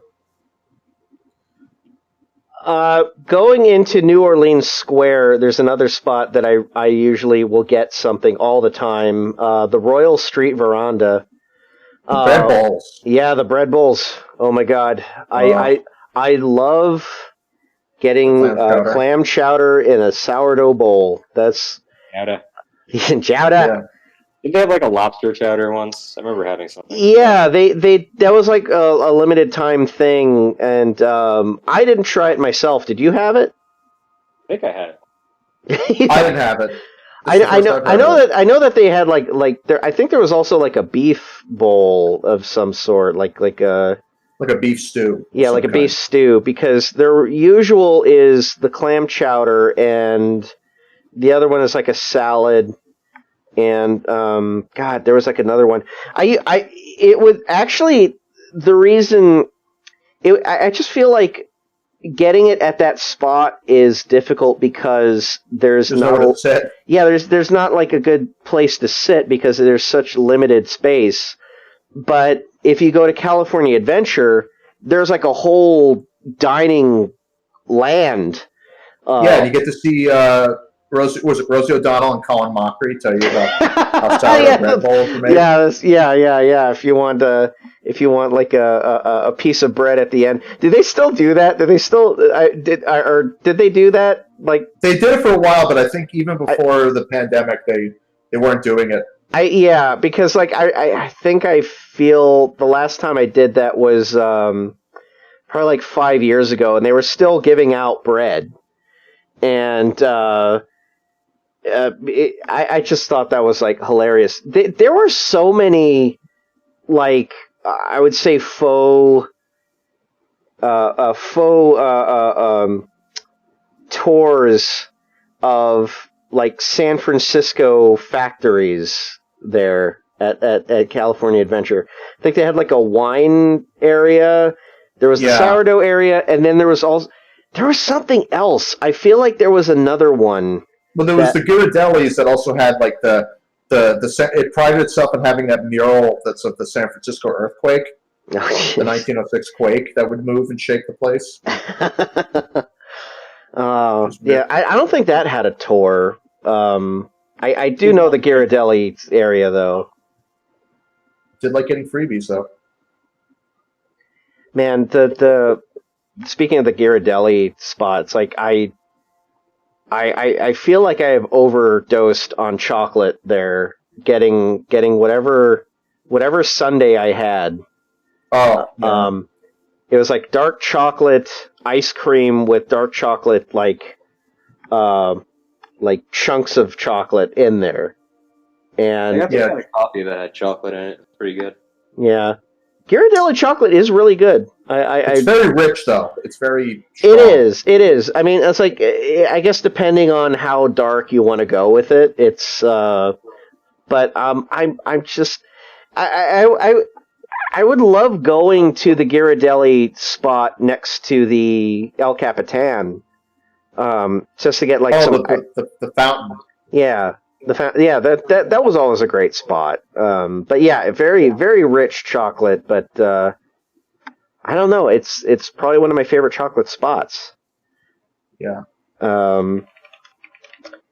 But yeah, clam chowder is probably like I remember when I got my annual pass, my mom called me up and said, like, hey, do you want to just get some clam chowder? And I was like, okay, sure, where? It's just like, let's go to Disneyland. And I'm like, are you for real? Do you want to just go there? I was like, yeah, we'll just go there. We'll get some clam chowder, and then I'll leave, and you can stay if you want. And so we just had lunch at California Adventure, had some clam chowder. She went on a ride with me, and then she left because she didn't want to do anymore. She was just like, I'm tired. This is enough for me. I used to get the bread bowls all the time, and then Erica found out that she was gluten intolerant. Oh. So eating the bread bowls is like poison to her. So jeez. Out of solidarity, I stopped having them. But I would, every time we passed by, I would kind of whine like a little dog because I really wanted those bread bowls. They're so tasty. But yeah, because there really isn't anything else if you go there. It's like you either get like one bread bowl or another bread bowl, and that's pretty much it. Yeah. Let me see. I'm trying to see if okay, so yeah, it's just oh yeah, the steak gumbo. That's what it was called. So they have like the steak gumbo and a vegetable gumbo, and then once in a while they would have like a special gumbo or soup. Gumbo. Yeah, gumbo. I highly doubt any of us have actually eaten at the Blue Bayou. Oh, I have. Oh, have you? Yes. Yeah, I think I ate with you. With me? Yeah, once We're probably with Zach and Tara. That's probably why. Oh. That was the only time I'd ever go. I was with Zach and Tara. All right. Well, what was your experience there? It's okay. It's not great. It's the restaurant that's like within the ride. Right. The atmosphere is great. The best things at, I would say, Blue Bayou is they had like a lemonade drink, like some sort of lemonade drink that you could get with your food, which was good. The food itself is whatever. It's okay. You know, it's like, it's seafood, but it's not like super great. The best things though is they had creme brulee as a dessert, and as like an appetizer, like your pre-meal, they give you just like a little cup of gumbo. That was really nice. But the best thing about that is the atmosphere. Yeah, is the best thing about that place. What about you, Mike? What was your experience there? Mike? What's up? What was your experience? What your take was? I mean, it was okay. You think for like the price and like where it's like set up, it would be a lot like nicer, but still just feels like any other restaurant. Doesn't feel like fancy dining at all. Yeah, but probably the only other I've been to the Carthay Circle, and that place was all right. I like the Carthay Circle, but it's about the same kind of quality in regards to the food, fancy schmancy, you know, or faux fancy schmancy. Well, it certainly has fancy prices. Looking at the menu. I mean, everything at Disney has fancy prices. Well, I mean, like, usually when I think of food and dining at Disneyland, it's like things are usually pretty expensive, but they're not like $30 to $50 expensive. Mm-hmm. So, looking at these entrees, it's just kind of like, oh my god, I don't. This $60 entrees and stuff. Yeah, you better off just getting a bread bowl. Oh, hey Steve, welcome back. We still talking about Donald ass? No, we've actually passed Donald ass, and we're now at the Blue Bayou. You haven't eaten there, have you, Steve? I have not, and I don't need to. Oh, worth it. Yeah, it's like I went to New Orleans once, and I'm like, yeah, I don't need to try to replicate that in Disneyland for bloated price. Yeah. But just going back, just to get your opinion, you have had clam chowder before, right? Yes. Yeah. Like the bread bowls. Yeah. Yeah, fucking bread bowls. Yeah, they're amazing. They're kind of good, but they also kind of feel like you're like eating a leather boot at some point. Well, there's a point when the clam chowder's gone and you're just left with mostly kind of soggy bread with a hard shell on the outside. Yeah. You try to force yourself to be like, let me try and power through this. You take 2 bites and you're like, no, I'm not going to do this. It's an awful experience. I mean, it still kind of tastes good because you still got that like, soaked inner bread with the clam chowder on it. Yeah. But you look like an idiot trying to eat it. You look like a caveman tearing away.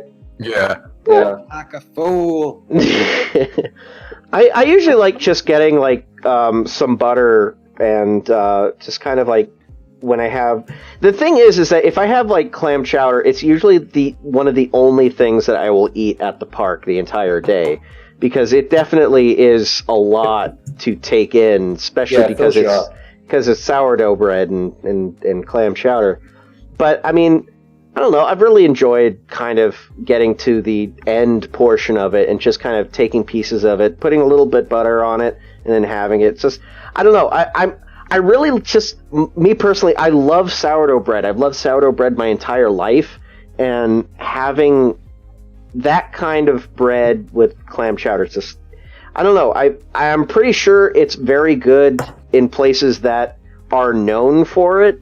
So I have yet to go to a restaurant anywhere that has a clam chowder the same way that they make it at Disneyland.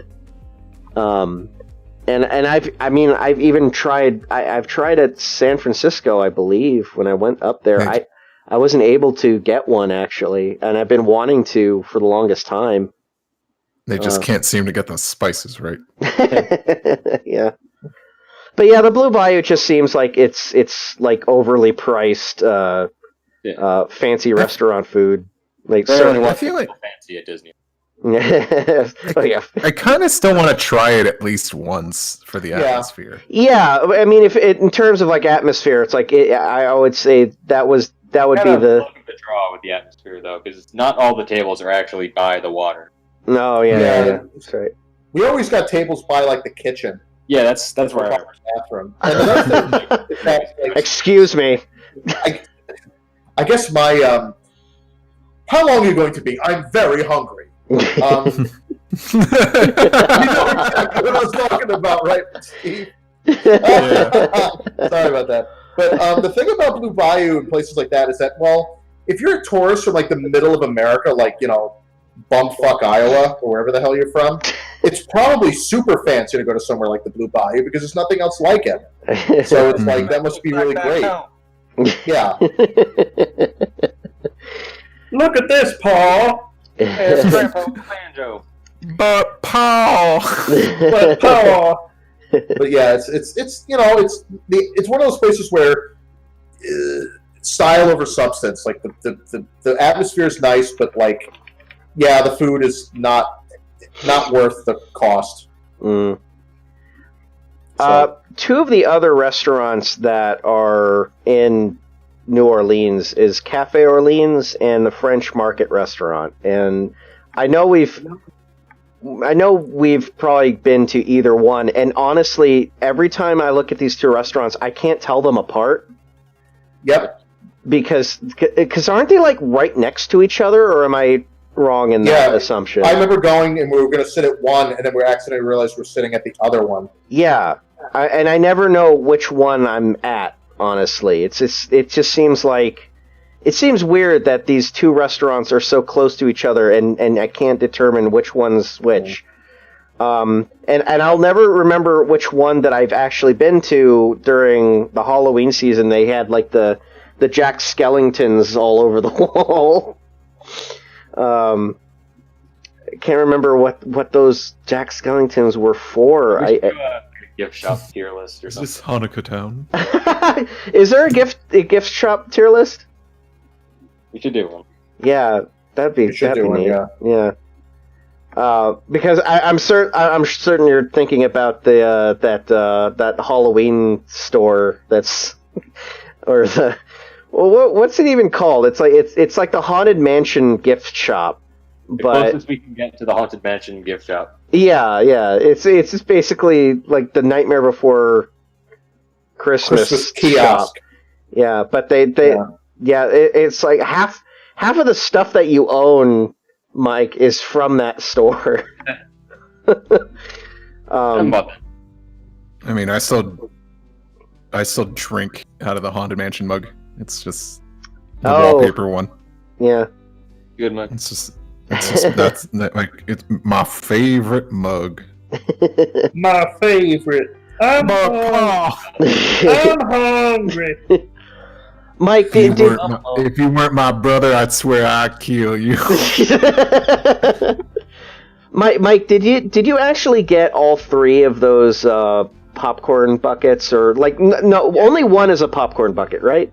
It's the hitchhiking ghosts. Drink sipper. The other one, like a container that had dessert in it. Yeah. Like I didn't actually get anything with the other 2. They were just selling them. Right. Yeah. But you did it. Yeah, you did manage to get after the. I guess they just had a bunch extra that they ordered and screwed over all the scalpers, which is great. Yeah. Speaking of that spot, like I love the mint juleps. Yeah, I love the fake mint juleps. They're actually really tasty. I don't know if any of you. I feel like you guys have told me you're not really that into the mint juleps, but ever since I found out about that little corner, because I was dating someone years back who basically asked me, "Have you ever tried the mint julep?" And I was just like, "What are you talking about, mint julep?" And they just said, like, "Yeah, there's around the corner, behind one of the restaurants next to the train station, across from the Haunted Mansion, there's a mint julep spot." And I didn't even know that place existed, and then I tried it, and I was like, I need to have one of these every time I go to the park now, because this has to be a tradition of mine. And I just like it because it's lemonade and mint, and I'm just really just into that. And it's hard to. I mean, I could probably make it myself, but But at the same time, it's like, and then they also have the beignets, which are also really nice. But I don't really get those as much as the beignets are good to share with people, and then you have to go to a spot and sit down, because the entire table will just be caked in whatever powder they just fill the bag in. You look like Tony Montaigne in like Scarface. Things. Yeah. I mean, I just it's one of those foods that I can't imagine walking around and like eating beignets out of the bag and just dripping powdered sugar like a trail everywhere. It's like biting into a hand grenade. It's yeah, they do explode. It's like you can't breathe when you're biting into these things, because they're just gonna. It's just gonna like. That like. Yeah, it's like biting into a powder puff. It's just like. It's too much, but they are good. But it's like definitely one of those once in a blue moon. Like I'll get that maybe not every time I go to Disneyland, but like maybe every 3 or 4 times I go, I'll be like, let's get beignets. But I'll get that mint julep like all the time if I can. Yeah. And during the Halloween season, they had like a dark mint julep, which had like a lychee moon in there. Oh yeah, I remember that. And I loved that. That was really good. There's a couple. I was talking about the weird Halloween churro that they had, which was like, it was like powder. It was like vanilla flavored, I guess, like a vanilla churro. So I guess it was like a ghost churro or something like that. It didn't really taste like anything. It just felt like I got like a plain churro without the cinnamon sugar. And then also the pumpkin spice beignets, which didn't taest like anything either. Because they just put like slight pumpkin allspice on it, and it doesn't really taste like anything. Yeah. The best churro I've had at Disneyland was, I told you this last time, but it was for, I think, the 60th anniversary. They had a golden churro, and it was a churro with gold sprinkles on it, but it was a lemon churro. And it was actually really good. The lemon complements the cinnamon taste really, really well. Yeah. And that was really tasty. And where was that? It was actually nearby. It was like halfway between like New Orleans Square and Frontierland, where you get the Phantasmic tickets. Huh. like right over there, You tickets for Fantastic. or whatever the special seating things are. Oh, you mean a fast pass for like special yeah, fast seating? pass. Yeah, that's what I Yeah, because I have always kind of wanted to do that, but I keep forgetting because I'm usually in California Adventure by the time I think about it. Yeah. But yeah, I never really been too exotic with the churros outside of that vanilla one, and they have like another one which is like a strawberry churro at some spots. I've never really tried it, but it's like I've never really wanted to steer too far away from the traditional churro. But if we keep moving up to Critter Country, there is the Hungry Bear restaurant, which is a common spot that I've been to. Actually, what? Past the Harbor Galley. It's just another. They have like fish and chips and stuff, right? Yeah, I've never eaten there. For some reason. Water. What is it? Is that by the water? Yeah. I think I went there once. Yeah. Well, what did you get there? Do you remember? I think it was a lobster roll. I don't know if I mean, if it sounds like it would be good, like a lobster roll. I think that's the spot that also sells clam chowder. Yeah. And they've got the clam chowder too. Oh, really? Yeah. I didn't know that. But they also have very limited seating, so there's not really that many places to sit. Yeah, it doesn't. Whenever I look at that spot, it never really seemed like a place to eat. You're next to like one of those employee-only areas too. Oh, okay. Yeah, and then the pirate ship is usually parked right next to that spot. Yeah.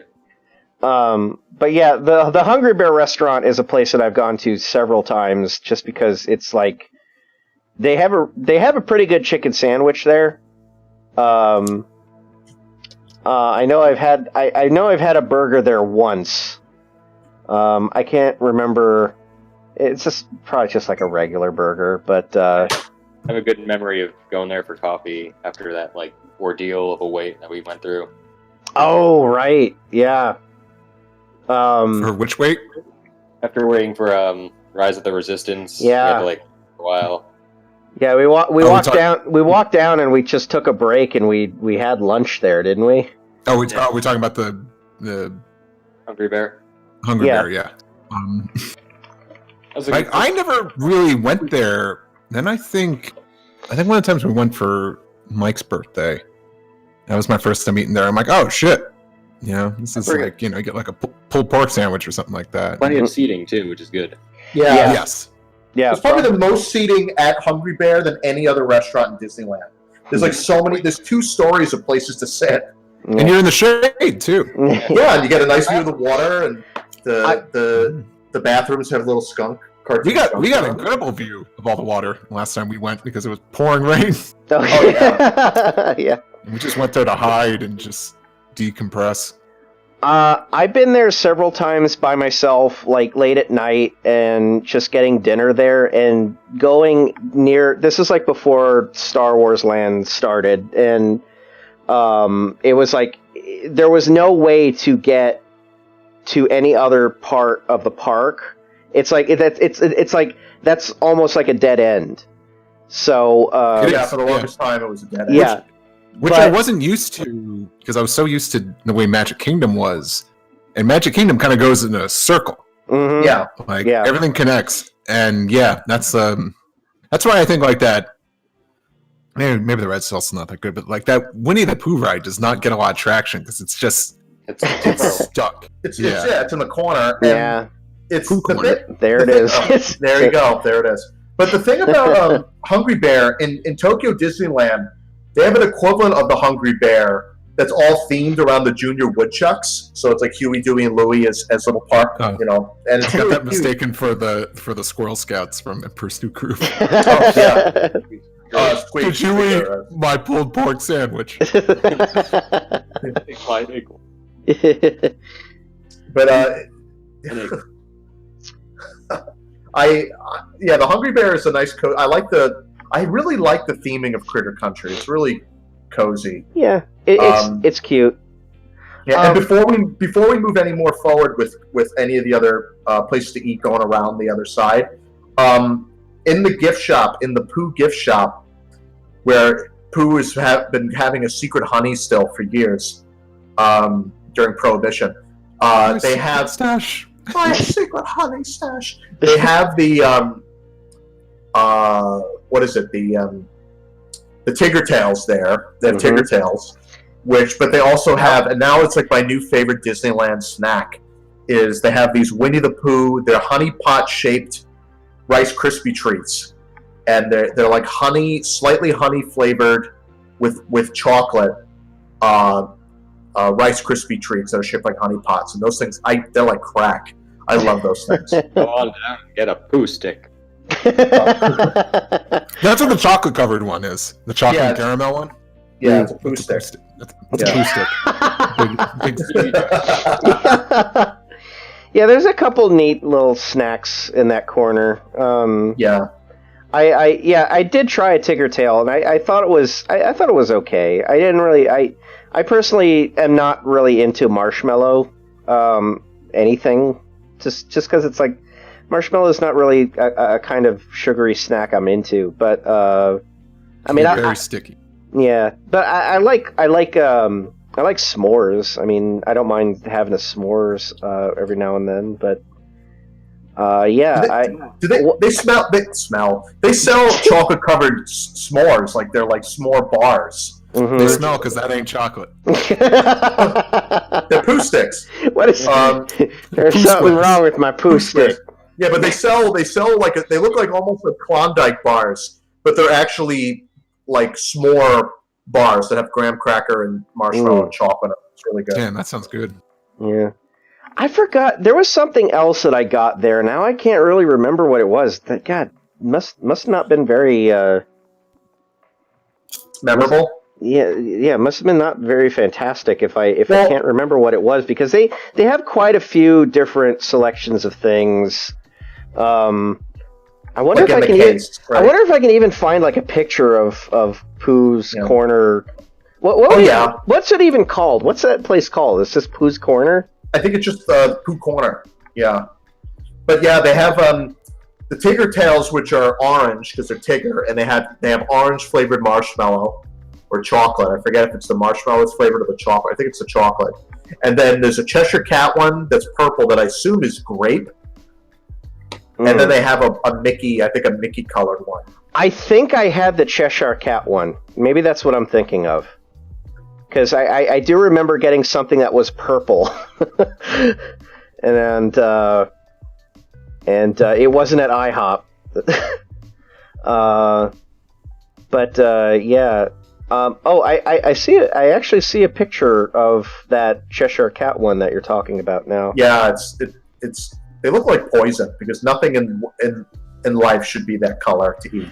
Yeah, I feel. Yeah. I remember when the poison apple candy apples were on display. Yeah,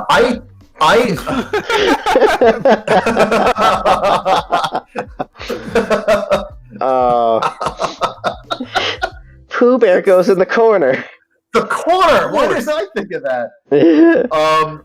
But I'm trying to remember. I think I had something. What? I'm sorry. What was that, Mike? No one on stream is gonna know what we're talking about. Yeah, I know. This is just for us. Mike just sent us a Frankiac or a Morbitron edit from Futurama that made us laugh. Yeah. Oh God! But I had that ready to go. At Pooh Corner, another thing about those Tigger Tails is that I'm not a fan of candies and things that have like those clear, like sugary sprinkles. Like they're very crunchy. I'm not a fan of those on things. Sugar crystals. Yeah, I'd rather have. That's why I usually get, if I get a Tigger Tail or something like it, I usually get the chocolate ones with the regular ones because I don't like them when they're covered in sprinkles. I don't know if they probably haven't sold this in a while, but I remember just having something with peanut butter in it, I know they have peanut toffee apples, and they have like not peanut butter cups, but they're like some Mickey Mouse shaped thing. Yeah, it was like a peanut butter cup sort of thing, and it just like for me it took forever to eat because it was just so rich. And it was like it was big too. It was probably like Mickey shaped, but I'm really into like peanut butter and chocolate, and I thought, hey, maybe I will try this. But it was like I took 1 or 2 bites at first, and I was just thinking to myself, like, there's no way I'm going to finish this in one sitting. So I'm just going to keep it with me in a little baggie and try to eat the rest of it for the rest of the day. That was me with the Pooh Rice Krispie treat, and I inhaled that. I mean, can you imagine lugging around a candy apple all day? That you might as well carry around a mace while you're at it. I regret not getting one of the Maleficent candy apples. Oh yeah, I was mentioning that earlier, and it's like those. Which ones are the Maleficent ones? It's yeah. It sounds like the colors, and they made the horns out of Rice Krispie. Mm-hmm. It was like, I think I remember it was around the time where they did like the poison apple, and they made it look like really nice and I'm here all the time. I'll just get a candy apple some other time. I've never actually had any of the candy or caramel apples at Disneyland. They're pretty good. It seems like a almost like the dessert equivalent of a turkey leg, where you just sort of like it's like a gauntlet that I don't. Get it at the end of the day and bring it home. Oh, I see. You bring it home. That's how I had one last year. You do not bite into those. You take those home, you slice them up, you divvy it out amongst friends and family. No one should be consuming a candy apple that size. All fucking day. So you would pretty much wait until the very end of the day, grab one, and leave. Yeah, get one and go. Exactly. Yeah. I think that's why they have that store in downtown Disney where they sell them too. That's the perfect place. Like, walk in there, pick one up. And they sell the Tinkertails there too, not the themed ones, but they sell the straight up ones there. And I think they sell an equivalent of the Rice Krispie treats there too. It's sort of like the generic. Yeah, they have the generic of everything. If you want the special stuff, you have to pay full price to go to the parks to get the themed stuff. But if you want the gray stuff, you got to go. Yeah. Before we move on, I just want to show you guys the picture of the funnel cake that I got at the Hungry Bear restaurant. Holy shit! That I didn't think would be this huge. What is that, cheese? What is that? It's cheese. It's the pumpkin spice funnel cake that they had around the Halloween season. But what is that cream? That's pumpkin spice. It's like a pumpkin like cream. I want to stick my face in that. Oh man! All I can tell you is that I wish you guys were with me when I had this because it was meant to be shared. I could. Why didn't you bring us some? Asshole! I was there on my own because I wanted to try it, and it was like. Why didn't you invite us? You guys didn't go that day. I was there. Why didn't you tell us? Andrew, I thought you were better than that. Okay. This is what happens. You win an Annie Award, and then they just forget about you. And then they eat all this funnel cake. It's like I got the you should go to Disneyland today. They got the melted pumpkin shit. But you got that pumpkin shit today. But I remember having this, and it was like it was already dark over there, and I was like at the end portion of the end portion of the Hungry Bear restaurant, and I was just eating this, and I was struggling to finish.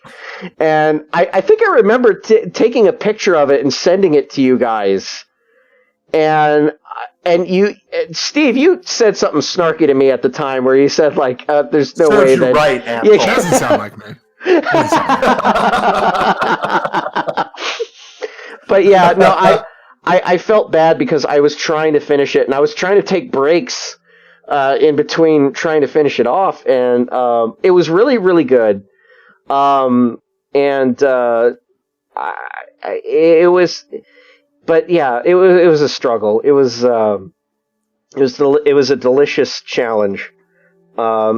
But another thing about the Hungry Bear restaurant that I remember was like I was there late one night. I was like one of the only people sitting down, and one of the Disney cats, because they let out the cats at night to. Oh, so you shared it with the cat, but not us. Oh.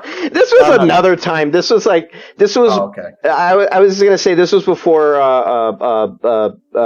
Star Wars Edge was around, and the cat. The Edge. Star Wars Edgelord.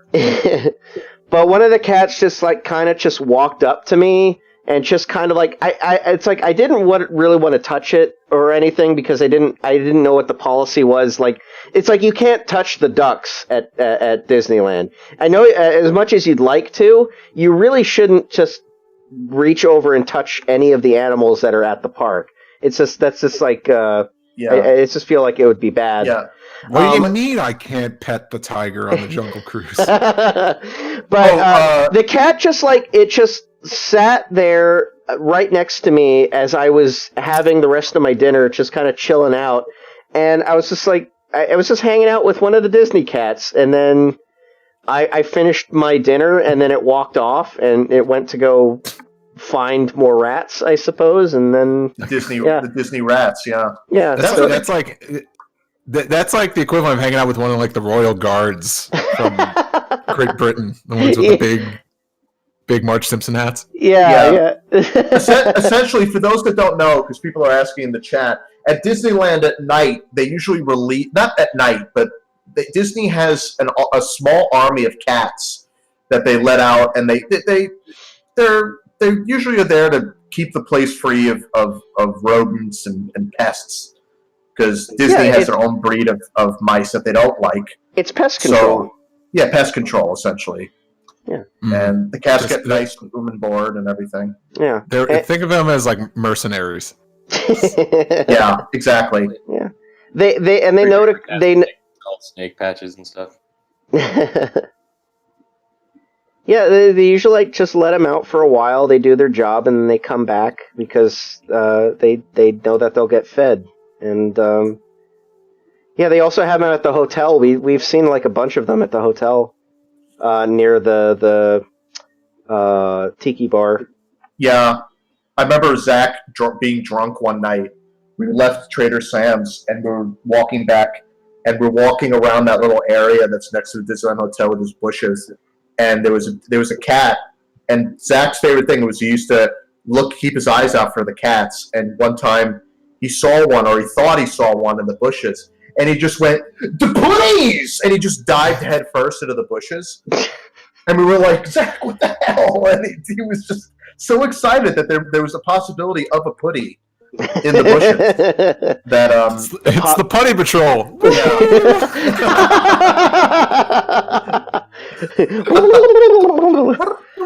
They all have their name tags saying they're from Vermont and Wisconsin.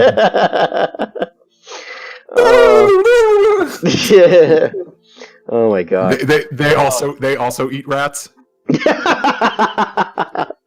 Oh man! The Disney turkeys. That's where you get the turkey legs. I saw a video recently of a turkey gang fight. Oh, was that for the Staten Island turkey gangs? Maybe. I don't. Maybe, I don't know. You never know, if someone posts an original or someone's just reposting something. Yeah, but, turkey. It was would you even call them a flock? I guess so. There was a flock of 3 turkeys walking up a sidewalk, and there's 3 other turkeys coming down the street, and they all just kind of start going at it. They start snapping their fingers. They start snapping their fingers like in West Side Story. One had a knife. Look out, he's got a knife. Tonight. I gotta cut down and get me some Torah. Officer, what do we do? Officer, Shit. Oh man. Man, I hope that Spielberg remake is coming along good. The Turkey West Side Story. the good feathers, but it's. The Good Feathers already did a West Side Story parody. Yeah, and when they argue over the they're upset that the statue is going to be changed to one of Regis Philbin. So you're saying the writers of the Animaniacs and those other shows they made an homage to Broadway? Get out of here! What's that one Arthur gif? Is there people on the internet that would really do that? Go around just spreading lies? All right. So now that there's an opening from Critter Country to someplace else in the park, now we've entered Star Wars Galaxy Edge, and I know we've all eaten at some of these places. Oh yeah, for sure. We've basically been to all of them. Yeah, I've definitely been to the docking bay. I finally went to Oga's Cantina. I've been inside, but I never ordered anything in the cantina. Has anyone had what was it? Like I had a funny name. It was like Moof Juice. What the actual name for the green milk, the green and blue milk is? No, it's a drink in the cantina. Yeah, there's a ton of like really weird, funny named stuff. I haven't had any of the stuff in the cantina. I've been inside of it, but I haven't ordered anything from it. I mean, it's mostly it's like 95% drinks. Yeah, it's booze mostly. Yeah, and like and non-booze. There's a couple like non-alcoholic drinks that I've had there. I can't remember what they were called. What's the point? I'm not gonna get smashed off of this. Come on. Oh, yeah, the Moof Juice was from the restaurant. My mistake, yeah. Oh, right, yeah. What is the Moof Juice? That's what we're talking about. Moof Juice, always be together.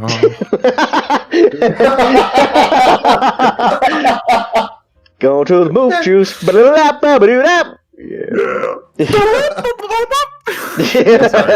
turkeys are still here. The Max Rebo band.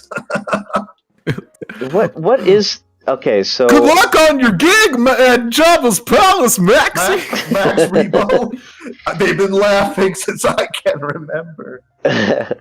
I can't seem to find... I'm just imagining fucking Max Rebo doing that Max Goof like trudge in the beginning of that number.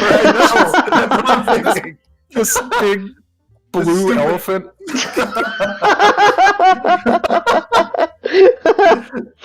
Oh God. Well, and then you just see Jar Jar. No more algebra tests. Misa. No. This is turning into the Star Wars holiday special at this point. Yeah. Stir whip. Whipster. I mean, say what you want about Galaxy's Edge. We've always kind of had fun there. It's always... I'm a big Star Wars fan, so I appreciate it. But it still feels like there needs to be more here. Yeah, well, the thing is that... What was that, Mike? Sorry. You don't like square chicken? Oh, sorry. I think they need to abandon the narrative of it, where it's like, oh, it's in between these two movies, because that's going to date it really hard. Yeah. Yeah. I give it's more just a general. Here's a port city or a port planet, and it's Star Wars themed, but don't have it be themed or around the events of certain Don't movies. nail it down to a specific time period, because that's mess you up. Mm-hmm. Yeah, I don't even think people think about it in that way. It's like it certainly didn't feel that way to me. So like you can only have like Chewbacca around. You can't have Han walking around. Right. Yeah. I see. Well, I mean, Chewbacca's certainly been around there, so. But yeah, I mean, we've all had the Ronto wraps. Those are good. Yeah, which is basically euros, right? Is that what they were? Yeah, euros. Yeah. They're. I always thought they were really good, and it's an easy place to get. Right. You know. Too. Yeah. I've gotten like the pot. Which places where you get like the? Cat they look like they're kettle. Yeah, where it looks like you get like the cast. They're plastic, but they almost look like cast iron, and pots, and you get like the square chicken and the pot roast in it.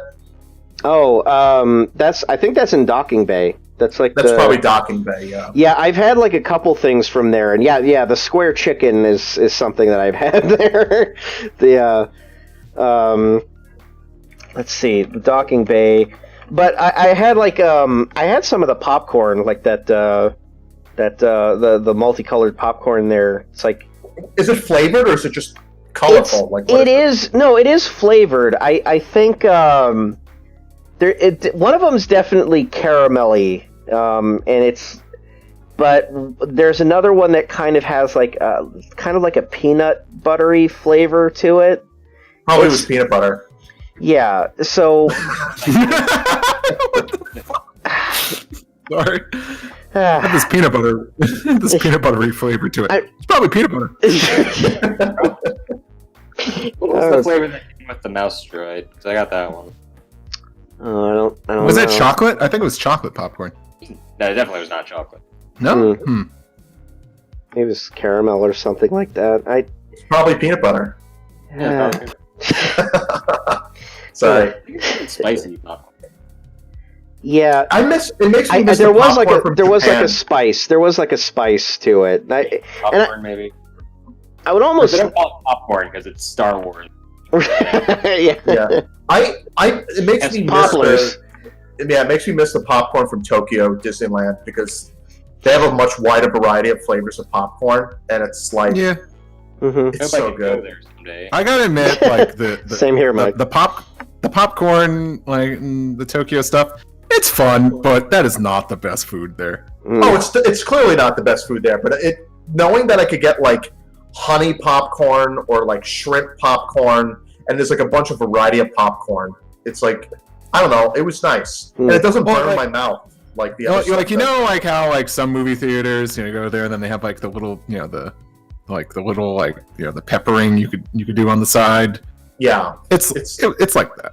yeah, but it's not. It's good, and also it's a lot cheaper. You're getting like I remember getting the honey popcorn at the Pooh ride, and it was amazing. I mean, in comparison to other popcorns, and it was like I think it was like $3. It was like nothing, and it was great. I don't know. I miss food, you guys. I miss it. Have you not eaten at all in the last year? Yeah, it's been a while. It's been a I while. miss I've eating had a party very food. good variety of food this year. Mostly eating the same crap over and I had over. like sushi or anything. Yeah, I'm usually kind of limited to whatever I will get from nearby, or it's like sometimes I will find myself in Burbank and I'll just bring something with me. I ate at I got something from Sushidaki recently, and I was like, it just kind of brought back memories. It's like I used to have this like every Wednesday, and now it's like and now it's just kind of like it felt like I missed having this for the longest time now. So, but yeah, I don't know.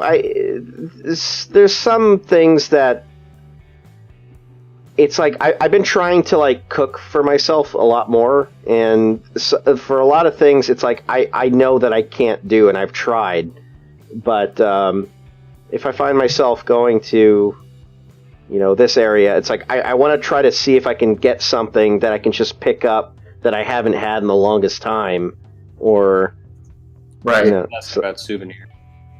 What is it? Oh no, I think they're talking back and forth in the chat. Oh, About their experiences. It's cute. oh, did you buy any trinkets or souvenirs from Galaxy's Edge? Oh well, certainly. I mean, Steve, you have your lightsaber. Yeah, if your Ollivanders lightsaber. Yeah. Oh, is that like a Harry Potter thing? Well, yeah, they have their own equivalent. The Star Yeah. Wars place is just the equivalent. They do an Ollivanders wand shop in Universal. That's You know what the same thing. you know what I really find funny about the Oleander's Wands place is that you can go in there with an experience of a group of people, and they will pick out like one kid within the group to come up and experience like getting a wand and using it, and then at the end of that, they basically just take the wand back, and they tell the parents, it's like, well, you can purchase this wand for your child that has just experienced this for the first time in their life, this magical experience in which they've gotten a wand. You could purchase it over here at the gift store. And it just feel like, because They're guilting you. well, Otherwise, your child will never be a wizard. but it's like I feel like people when you're doing the lightsaber thing, you're going there specifically to get a lightsaber, but But with the wand at Universal, I feel like it's a group of people who just want to experience something, and then there's the hope of someone will buy the wand if they use this on some kid or something. It's just always like money. Yeah, it's just Yeah. yeah, it's just always felt like very manipulative to me. It'd be funny if someone came up to me in Galaxy's Edge, just like, "Here, sir, hold this lightsaber. It's purple. How does it you feel? like it?" It's like, well, this lightsaber seems to call to you. It's it's almost as if it wants you to own it. I think compares to a blaster, kid. I still want to get a droid. At this, I know that Matt got one, and he got a bunch of accessories for that, and it's and I've always kind of wanted to experience it. I just never really felt comfortable enough to want to get one because it's like $200. And But a lightsaber's a lightsaber. Yeah, well, I mean, yeah, a droid. I mean, I get no use out of it, but it's just very. Lightsabers for life. Like I the don't know, my droid, friend had like the droid thing looks cool. You can be both. the Force FX like lightsabers when they first came out. Like my friend has the Vader one. Mm. And every time I was over his house, I could not pick that thing up. You know? It's just you're just sitting down, holding it, and swinging it around. Like It's just cool that you could choose all these different options, and I don't know. I bet like kids.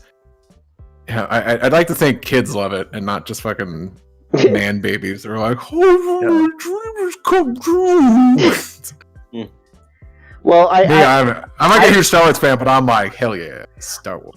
I was honestly happy that I was able to experience it when you got yours, because I just feel like I don't think I would have ever been involved in that thing otherwise. Yeah. But it was nice to just kind of like sit back and kind of be like your parents at the moment. It's just watching you assemble this lightsaber with a bunch of other kids surrounded in that area. There was adults in there too. Sure there was, Steve. Sure there was. But yeah, it was a neat experience. I thought it was fun. I'm sure it's like different every time you go in there because like what Yoda started to cry out to you or something when is he? Help! I've fallen. No, they're can't keeping get up me. and fallen. I am. I think I'm in the janitor's closet. I can't find the knob. I can. The knob I cannot find. Can't get up and fallen. I have.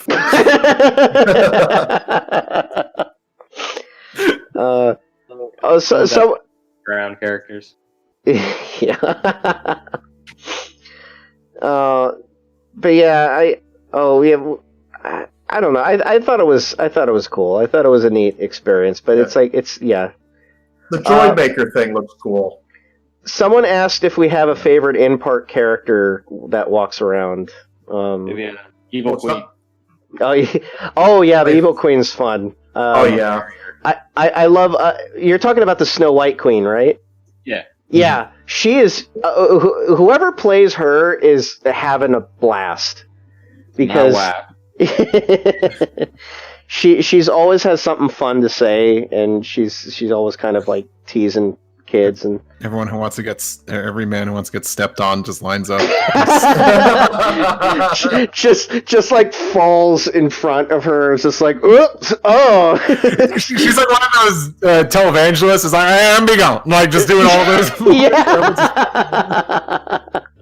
Yeah. I always like it when Peter Pan and Hook meet up because Hook obviously can't talk. But Peter Pan always has something fun to say. But every time, like Hook kind of pantomimes, and there was like one moment where I remember we were just sitting there on our way to Small World, and Hook was just kind of like looking over to all the kids and just kind of putting his hand over his mouth, like going like shh. And as he was sneaking up behind Peter Pan, and then like Peter Pan just kind of like ducked him and teased him a little bit, and I don't know, that kind of interaction was pretty fun. I like the weird ones that you don't see often either. The rarer characters. Yeah, I'm sure. You said Geppetto. Yeah, like the weird ones you don't ever see walking around that often. Mm-hmm. Yeah. They're like bonkers. I would love to go. I would love to go during one of those like 90s or 80s nights where they bring out all the random characters. Mm. Oh yeah, I've seen Max on occasion.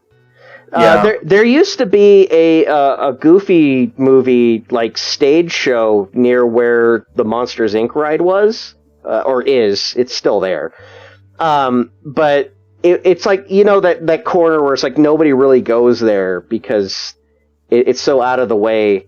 But they used to have a stage and they would have Goofy and Max just singing songs, and then at the end of it they would do the Goofy movie like end song.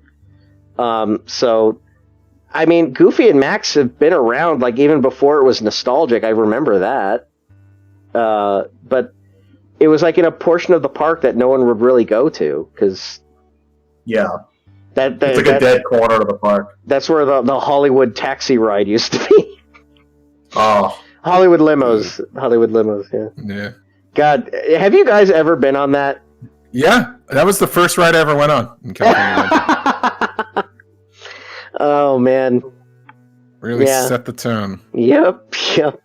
God, I went to California Adventure like opening day, because my dad still worked at the hotel, so it was like an employee like opening, and it was just so underwhelming. My dad was probably the most upset about the entire park itself because he just every time he looked to the pier, he just kind of like shook his head, and it's just like, Walt never really wanted this. Andrew, look at what they've done. My boy, look. I don't like. What did he mean by that specifically? Like, well, elaborate, Papa. Papa, tell me what do you mean? What did Walt want? No, I just remember like he told me he knew that Walt Disney never really wanted Disneyland to have a pier because or like a car, yeah, because it's like in California, if you wanted to go to a pier, just go to a fucking pier, and we don't really need that in the parks. So having something like a generic Ferris wheel or carnival, like it was really more about theming. It was like, at the very least, if you're gonna do it, like make it Disney. Yeah, exactly. They didn't do initially. It was like the theme was basically like California, and what do you do with that? Oh, here's a sun and here's a bear. What are other California things? Oh, I guess we got the Golden Gate Bridge. Oranges. In oranges, yeah, the fucking orange, like the swing ride where you're in a giant hollowed orange and you just hear the buzzing of bees. Well, now they switched that to the it's the Silly Symphony swings. Yeah, it's the Mickey Orchestra swing. I'm telling you, I went on those swings like recently. Mm-hmm. Killer. They're pretty good. I like that. I like that ride. I always like swing rides. I like the swing rides. When I went to Knott's Berry Farm, that was actually my favorite ride, the swings. But yeah, when Disney had it and it was like that theme to an orange and bees. It was really underwhelming, and I remember this. I remember when they were building this. Yeah, no, it's. But yeah, it looks nice on the outside. I don't know. But the new theme, the Silly Symphonies ones, it is better. It's a lot better. Oh my god, it clashes with the Pixar shit. We could probably have like an entirely other discussion just on walk around characters alone, because when you just start Googling that stuff and seeing all the characters all the obscure characters, and from the beginning of the park's opening up to now, how they've changed, you could just go off. Well, it's still the same. It's still the same off-model Buzz Lightyear. Yeah, they finally updated Woody and did they do Jesse also? I don't know. I saw that they updated Woody. Yeah, Woody looks all right. Finally, it took him 20 goddamn years to do it. I know that like every time we talk about the characters, I go into my folder full of really awkward Disney character photos, and I drop them in. So that's got to be a discussion for another day. Yeah, that's a whole rigmarole. Oh, and yeah. I'll have to tell my Tigger mutilation story again on that show too. Yeah, definitely. But yeah, that's we're like halfway done here. Almost.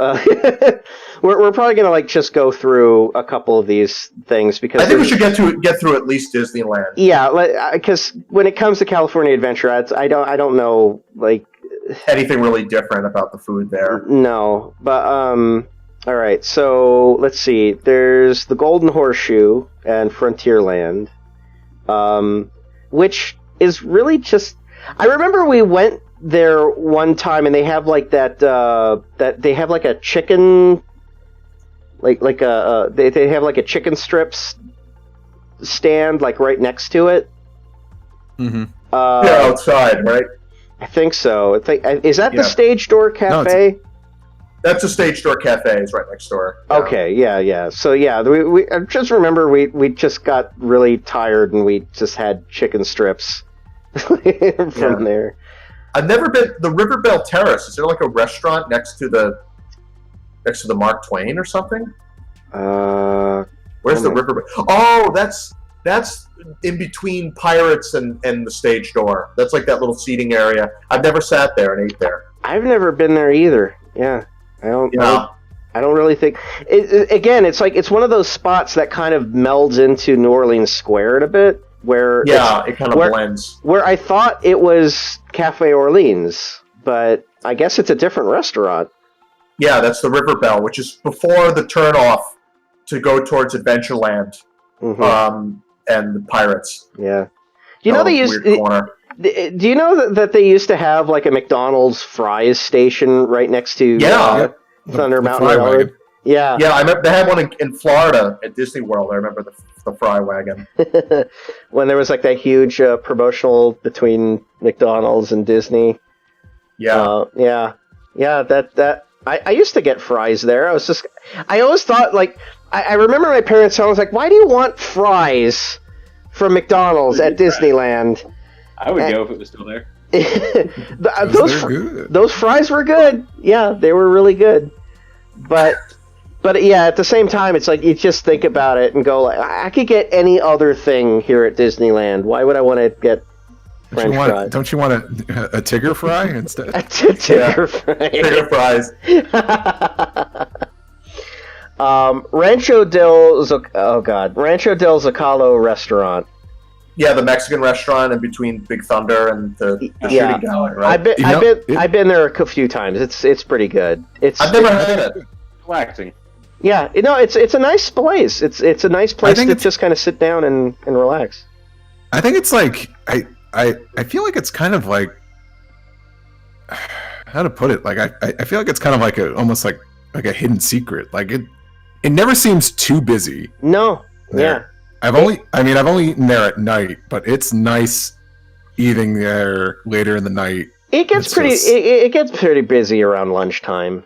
But I always ate there like a little bit before the lunch rush, and it was also it's a nice, easy place to get something because usually everything that they have is already, readily prepared. So, yeah, but it's like it's nice Mexican food. It's just kind of an easy place to go and get something really quick and I like sitting. I also like it around Halloween time where they have Day of the Dead stuff around. So when they theme it to that, it's always really nice to look at. Mm-hmm. But not really much else to say about it. Ship to Shore Marketplace. Where is that? Oh, it's the little like a kiosk where they sell corn and turkey legs next to the water. Oh, gotcha. Okay, Big Thunder Mountain. Yeah, that's close to where the McDonald's fry wagon was. Yeah. All right, so we're gonna move on to Fantasyland, and I know that we've definitely ate at the Red Rose Tavern, which used to be Pinocchio's Grotto. Pinocchio's Grotto. Yeah, it used to be Pinocchio's, like, isn't that what it used to be called? Oh, it's like Pinocchio's, like, dinner house. It was like a German-sounding name. Yeah. Or was it Ariel's Grotto? Oh, yeah, okay, maybe I'm thinking of that. But, yeah, Pinocchio's used to have, they used to have a pretzel there that I thought was actually pretty good. I don't remember a whole lot because I didn't really eat there a lot, but I do remember them having some, like, German cuisine stuff. But then they turned it into Belle's magical restaurant of food and stuff. And you guys and we were Belle's magical restaurant. I like it. Yeah. Well, Mike was talking earlier about his terrible experience with the Forbidden Burger. Just like, oh. Yeah. Isn't that the one that has like a piece of steak in it? Yeah, I was saying, like, it's impossible to eat because you have to, like, bite into it like a burger, but it's steak. Yeah. I've had, like, steak. I've had steak sandwiches before, and it's usually just like a steak on top of like a piece of garlic bread, and you still have to eat it with a knife and fork. It's not. Yeah, it's not like a sandwich that you could bite into.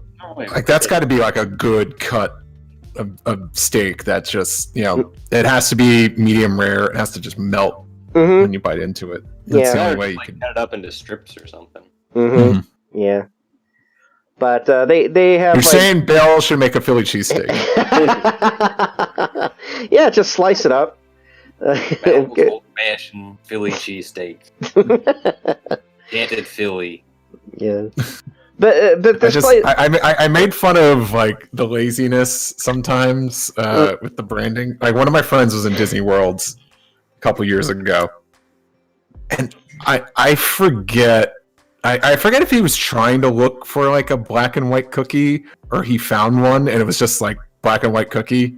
He's like, oh, I'm surprised, they didn't have like, any, Disney theming with it. And I just typed out, it's like Elsa's black and white cookie. And apparently that sent him into a laughing fit reading that. Because that's how it is sometimes. That's how some of the branding is, and sometimes they'll just pick something that's like super popular. So, yeah, but yeah, it's the most. There's nothing Disneyfied about it. It's literally just a black and white cookie.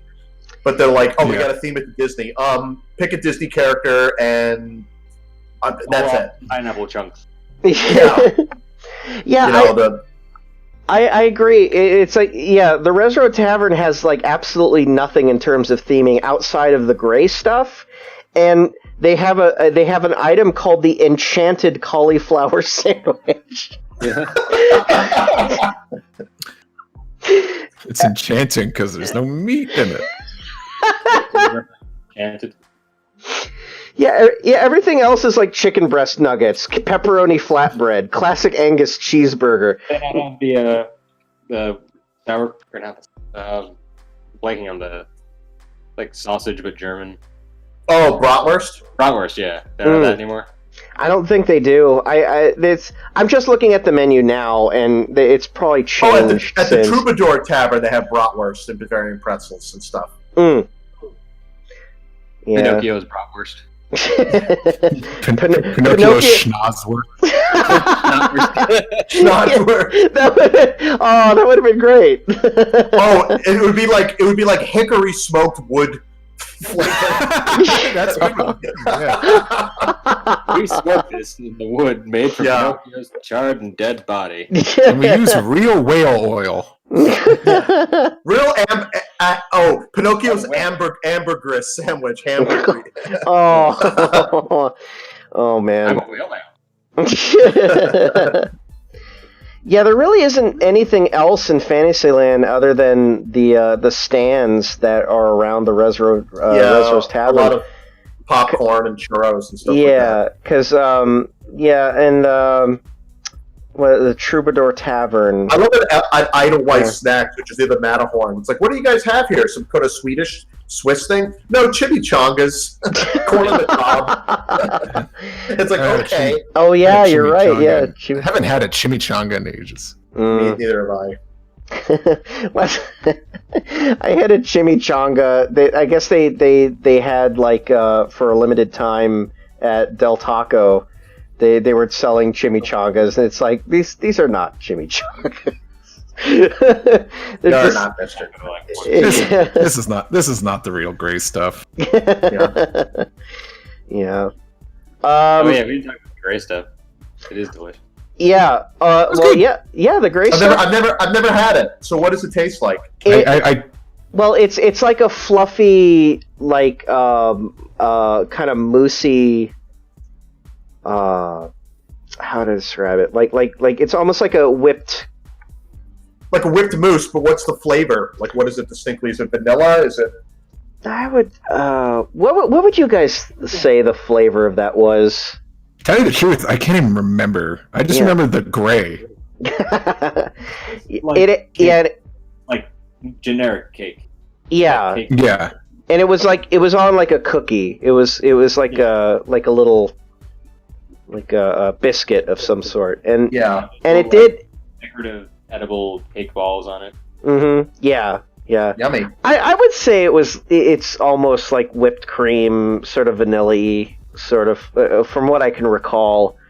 I mean, in terms of a dessert, I think just the concept of it is pretty good. It wasn't bad. We enjoyed it. We did enjoy having it. So that was like when we all just shared it. It's like one of us bought it, and it's just like, hey, let's all try this just because. I was just looking up, unrelated, but I was just looking up what the new food place is going to be in California Adventure when they reopen. For the Spidey's grilled cheese extravaganza.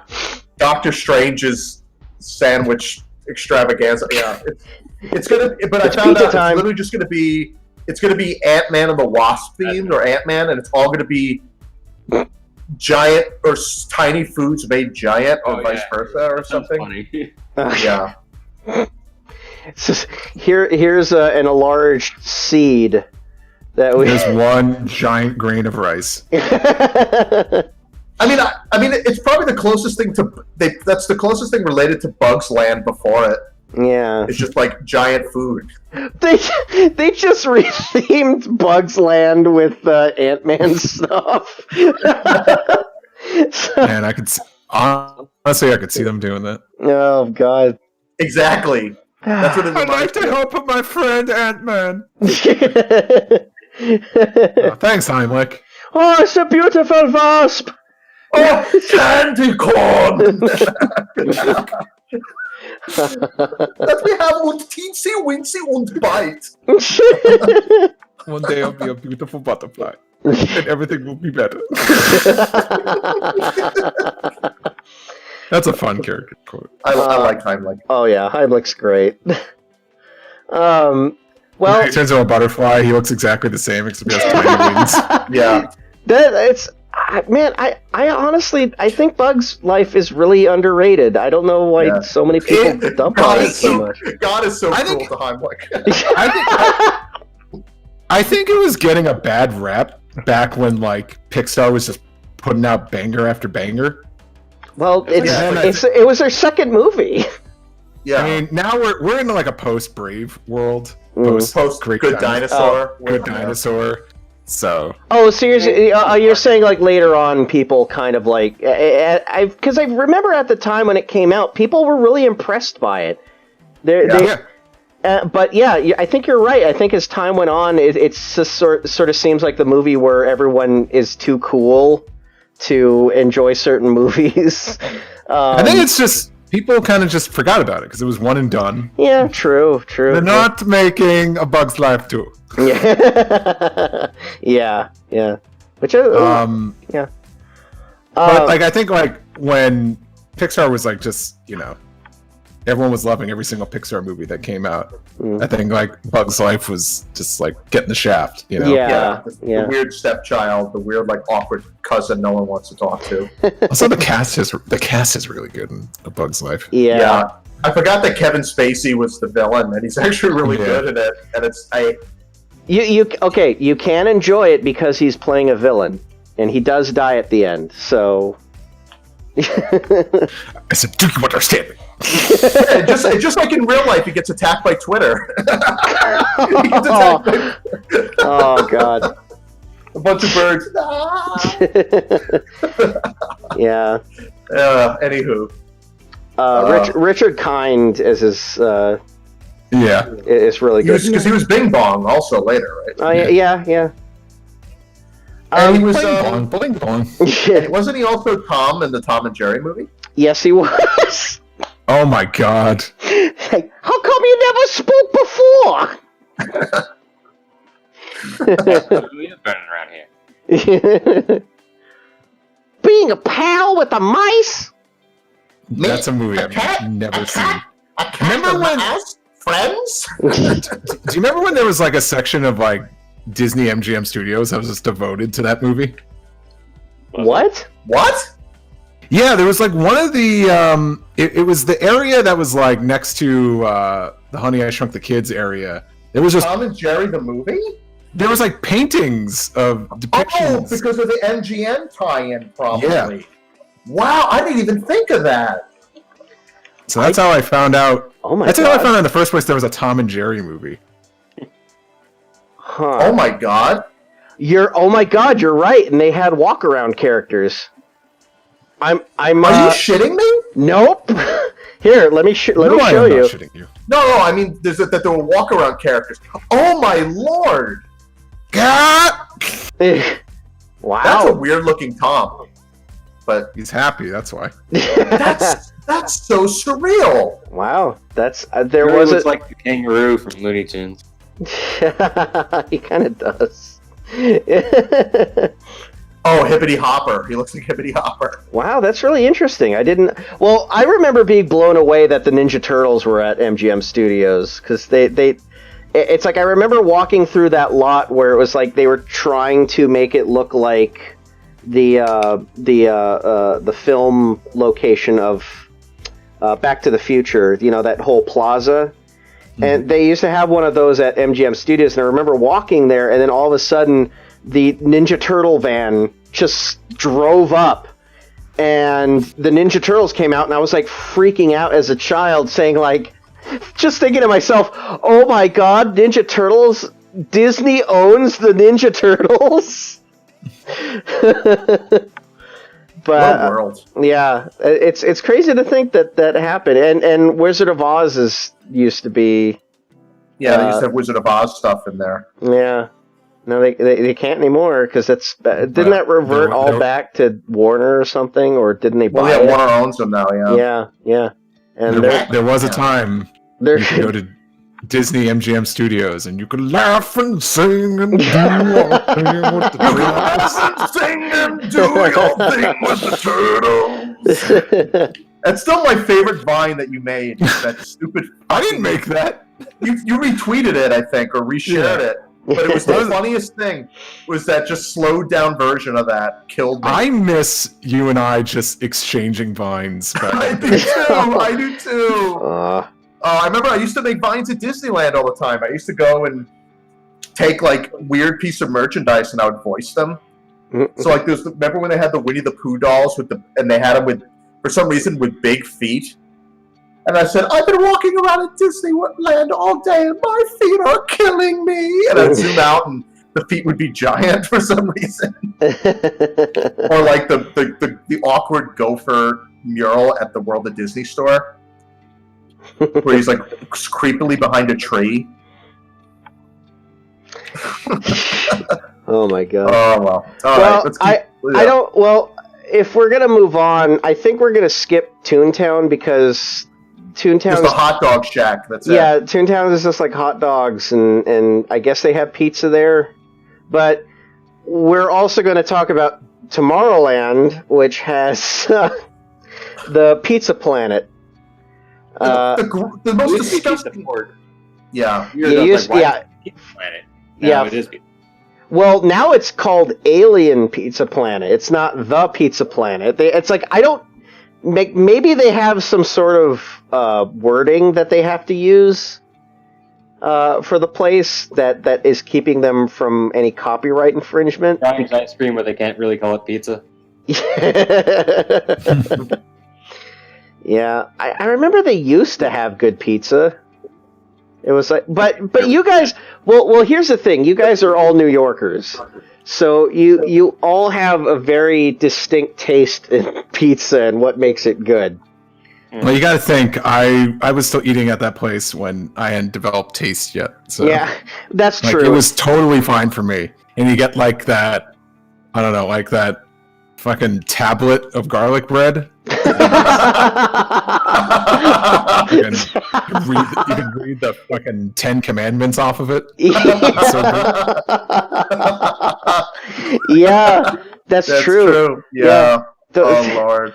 But yeah, I mean, I remember for a time, I think it was just easy to get food there. It was like that and the Galactic Grill, which used to be called something else, but those seem to be my go-to places just when I was younger because I don't know, it just seemed like an easy place to get food, and yeah, before it was all Star Wars and everything. But yeah, they had chicken sandwiches there that were pretty good, and I do remember liking the pizza at a time just because it was easy, but now it's like, yeah, I feel like we've developed a taste of this is definitely not the pizza we want. This is before like Domino's became somehow better. It's like at a time where we would have pizza there and it would be like, well, at least it's not Domino's, and now we can't say that anymore. It's true. But yeah, God, I don't. There's a lot of stuff at the Galactic Grill now that, I mean, it's just burgers and sandwiches and. Like the first bunch of times we went, like we always went there. Yeah. Like, why do we always go here? That's true. I think it's because we always went to like Space Mountain first, Mm-hmm. and we probably ride Star Tours first after getting a fast pass. Yeah. And then it's just like, well, it's here. Let's just eat. Yeah. And now they have like a Kylo Ren premium mug. Is it just Adam? Please tell me it's just Adam Driver's face. That'd be great. Yeah. They still sell Boba Fett peg leg Pete's What? at the gift shop. Oh yeah, the Mickey Where crossover. Donald is dating Minnie Mouse because he's Han Solo and she's Princess Leia. Oh yeah. See that stuff doesn't. Doesn't really translate too well. Mm. Yeah. Mm. Stitch is the Emperor. I'm like, Stitch is the Emperor and Yoda. Maybe. He's the Emperor, he's Yoda, and he's General Grievous, depending on the day they want to start making shit. Yeah, and Goofy's either Chewie or C-3PO. You know when I look at this, because it has like that cut. sometimes Goofy's been Darth Vader. It's so fucking. Oh yeah, Oh, where yeah, his pants yeah. are down on the ground. Yeah. but But it's the name, no. Chewbacca Steen. Chewbacca Steve. No, when I'm looking at this, it's like I see the cut on top where you can lift the top off, and I'm thinking of that. I'm thinking of that scene from the second Indiana Jones movie where it's like monkey brains. Monkey's brains. Yeah. Oh Indy, no! are you gonna eat this racist depiction of food? Oh, my brains. I'm trying to Just eat shut up. lunch here. Just shut up and eat it. Okie dokie, Dr. Jones. Oh man. Sorry.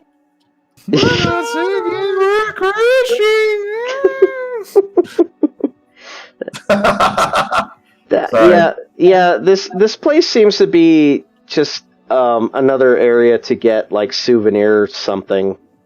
Because I never really. It's weird because it's the place that I've eaten the most when I've gone to Disneyland, but it's like the least memorable food. Yeah, you get like a chicken sandwich, you know. Yeah, They that's. did have lightsaber churros for a while. Oh, I don't remember that. It's, I remember they had like I remember they had like specially made like slushies at one point. I remember in Florida, Epcot. It's not quite the same. Actually, no. I don't think it was at Epcot. It might have been at Tomorrowland. They had like it was Epcot. Never mind. But it was like the only thing that sounded appetizing out of all the food that wasn't in the World Showcase was that there was an area where you can drink sodas and cokes from different parts of the world. Mm. Do you remember that? Do you guys remember that if you ever been to Disney World? What was it? Where you could try like international versions of Coke. That sounds familiar, but I Went there a lot. Yeah. What was the gross one? It was like, oh god, it was. I think it was like I don't know actually, but I know what you mean. There was always one that was like, and you wanted to you had to wash your mouth out with Coke in order to get the taste out of your mouth. That's how they get you. That's how the Coke exactly. company Oh, gets you. apparently That's gone now. They closed that. Yeah, that's gone. Yeah, it was still up for a while, but I think within the last few years, it's finally. They nixed You ever it. go to the Coke Museum in Atlanta? I have not. No, I've not. Because they have like a big fountain full of like all the different like international flavors. Oh, I was about to say, I thought they just have a big fountain like it's like Wonka's chocolate factory. Someone gets sucked. Go on, Charlie, get your hand in there. I don't think this is a good idea, Grandpa. Fuck it. He's rich. The German kid is sucked into a Coke pipe. Just do it. He can afford it. Charlie, Do what I say, Charlie. I didn't get out of bed and pretend to be sick all these years just for you not to chicken out. I like the twisting of the narrative. How everyone's like, "Oh man, the grandpa from Willy Wonka the Chocolate Factory is a real fuck, huh?" Real asshole. Charlie, I can't reach for it. I need small, thin hands to reach really deep in there. I don't know. It looks really dangerous. Come on, Charlie, get out the Ziploc bag and start filling it up on this magical soda. I don't think Mr. Coca-Cola would like that. Why is it turned into a Rick and Morty episode? Hey, Grandpa Joe, I don't think this is a good idea. Shut up, Charlie. Shut up, Charlie. Just put this weight straight up in your ass. That's why Rick is burping all the time. Yeah, that's exactly why he's burping all the time. I need you to take these everlasting gobstoppers and shove them way up your butt, Charlie. Way up your butt, Charlie. I'll shove a snosberry up your. There goes that one. Oh man. So I don't know. We've been talking for about 3 hours now, and we haven't even gotten to California Adventure. So I don't know. There's really nothing to eat in California Adventure that they don't already have in Disneyland. Margaritas. Yeah, I guess that's true. There is a. Well, I remember you guys went crazy at Cars Land over these. What was it? It was like a macaroni and cheese thing. What was it? It's like a cone. It's like a cone. Yeah, I tried that. Underwhelming. There's something else that's like really good there. I mean, one of the last times I was there, I had like a seasonal ice cream cone that looked like a Christmas tree. It was the Tomater Dag Gumbo, right? No, I have not had that. I'm just joking. I made that up. I did have black and white cookie. I think they have like the orange. I think they have like the orange and white churros there too. Oh yeah, like the traffic cone churros or whatever. Yeah. Yeah. I do. I went and ate something that was cocoa themed at the where I guess the Paradise Garden Grill is, like at the Yeah, they do like the Three Caballeros every year for a while until Coco came out. Yeah, and it was really good. It was like a Speaking of chimichangas, I think it was like a chimichanga, and it had like a really nice like green sauce on it. And Did Coco's grandmother come out and force you to eat tamales? I said you need more tamales. That'll be $16. Get you really sad with all that grandma tech. Sorry, a friend of mine describes that movie as like perfecting grandma tech. It's like, because that is the saddest grandma. Like that like you cannot not cry at that grandma in that movie. No, yeah. Oh, you mean actually Grandma Coco, or yeah, the one who doesn't like Grandma Coco. Grandma Coco. Oh yeah.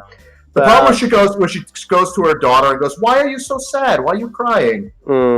It's like, oh yeah, Grandma. Yeah. Grandma! Grandma! Hiccup.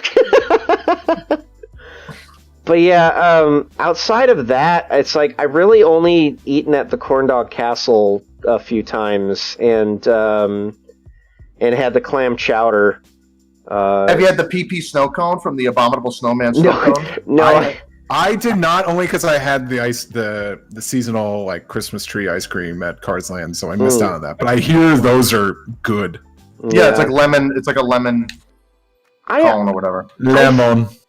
I feel like I did. No, maybe it wasn't me, but I did try it, and I thought it was all right. But I didn't have it myself. But outside of that, like the cookie nom nom from Incredicoaster is all, that's been Bob. Where's Jack Jack? Bob, we gotta say Jack Jack. Bob. That has been. Did you eat the cookie nom noms again? I don't know how. Oh, come on, Bob. All right, cookie nom nom for a cookie. You want cookie nom nom cookie. I gotta go, Helen. No, Helen. Sorry, I don't know why I said bar. Because she's voiced by. Is she voiced by Helen Hunt? Oh no, she's voiced by someone else. No. No. Is her name not Helen? It's Helen Parr. Yeah, it's Helen Parr. It's Hug Fuse. Oh, Hug Hughes. I guess I have to rewatch Iron Giant to get that out of my head, but I made it canon that he says Krogunk instead, and then he's talking. My version is the Pokemon version, and Hogarth is a Krogunk. So Krogunk? I'm gonna have to make that edit someday to the delight of nobody. The hell? Krogunk. Krogunk Hughes. I know that one of the places that I've never eaten at was near Hollywoodland, because they have things like award wieners, schmoozies. Sorry, we didn't talk enough about Corn Dog Castle, whatever the hell it's called. Man, I had a corn dog there. It was good. Yeah, I want to say, I bought some like seasonal thing that they had when we went. Yeah, and, I bit into it and I was like, oh, there's no hot dog in here. It's all cheese. I looked at the menu. I was like, oh yeah, it's just like a corn dog shell full of cheese. Oh, you got the cheese one. Yeah, that's right. Because I got this. Because I got like another thing, but it was like, yeah, it was one of those seasonal, like special ones. Everything at Corn Dog Castle would have a hot dog in it. But yeah, like it was just cheese.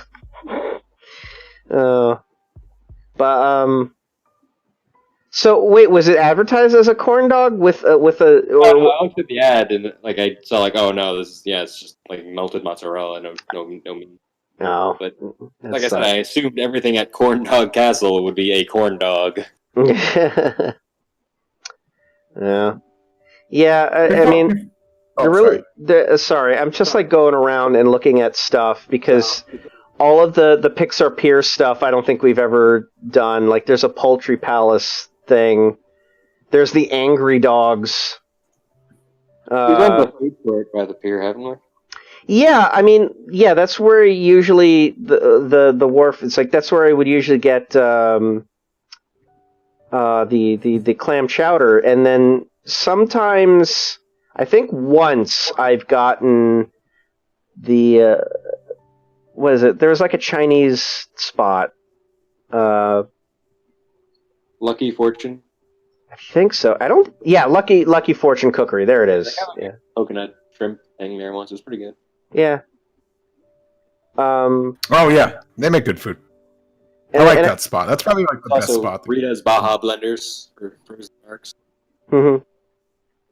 Yeah, I mean they have. That's a good place to just kind of like relax because it's built to just kind of be there to eat. There always seems to be a spot open, no matter when you go there, when you eat.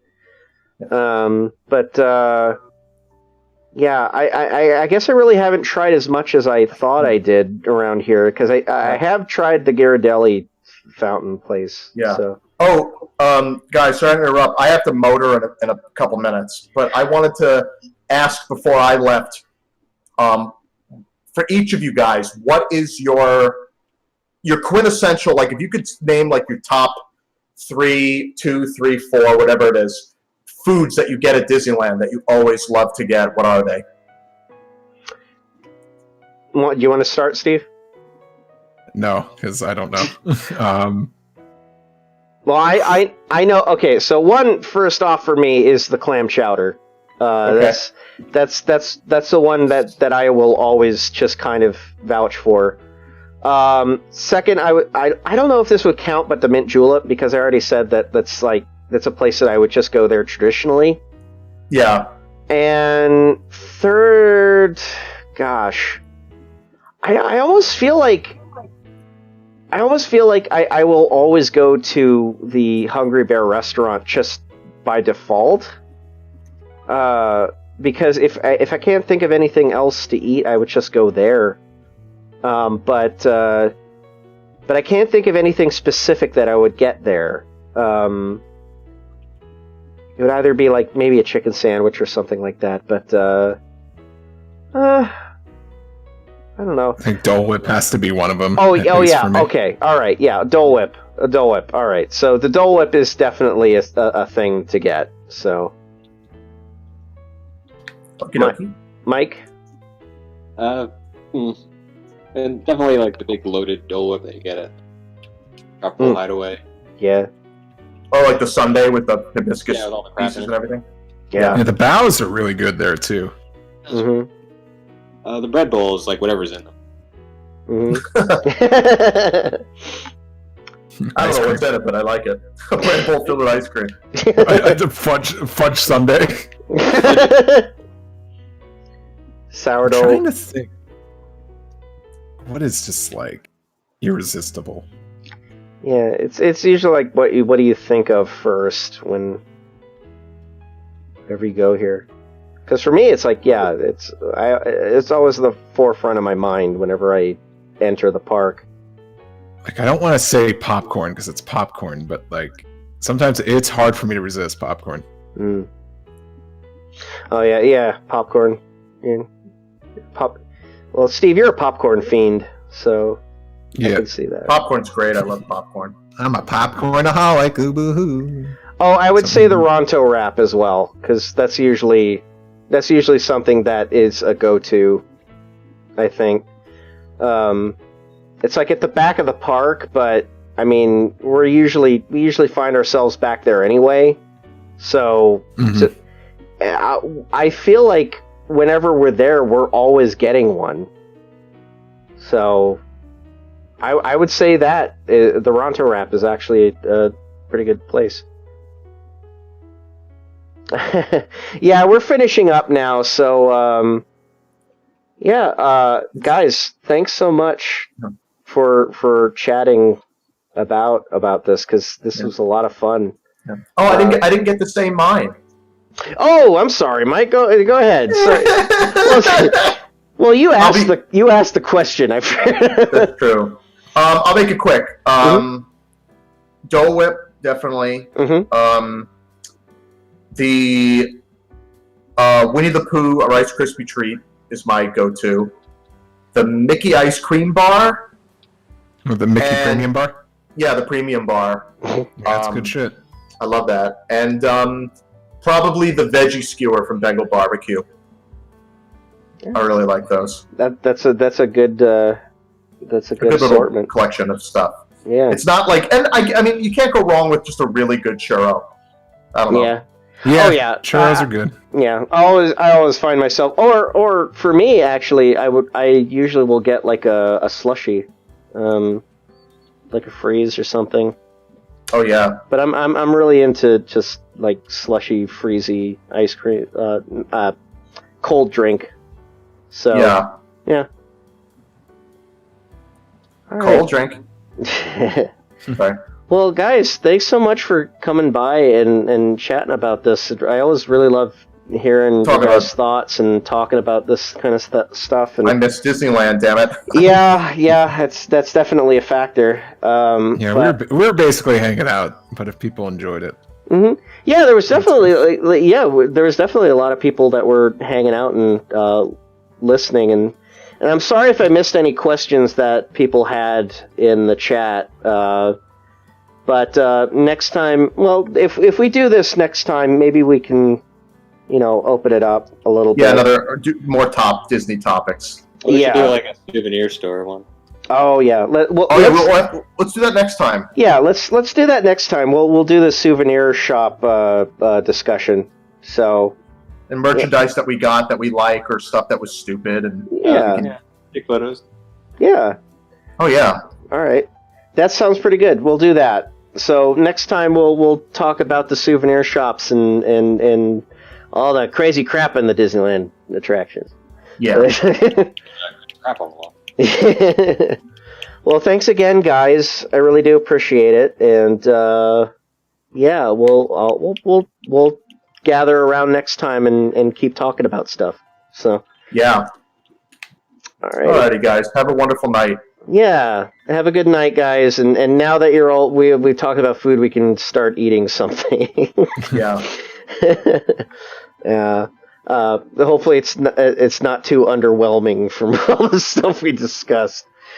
So yeah. All right. Yeah. Take care, guys.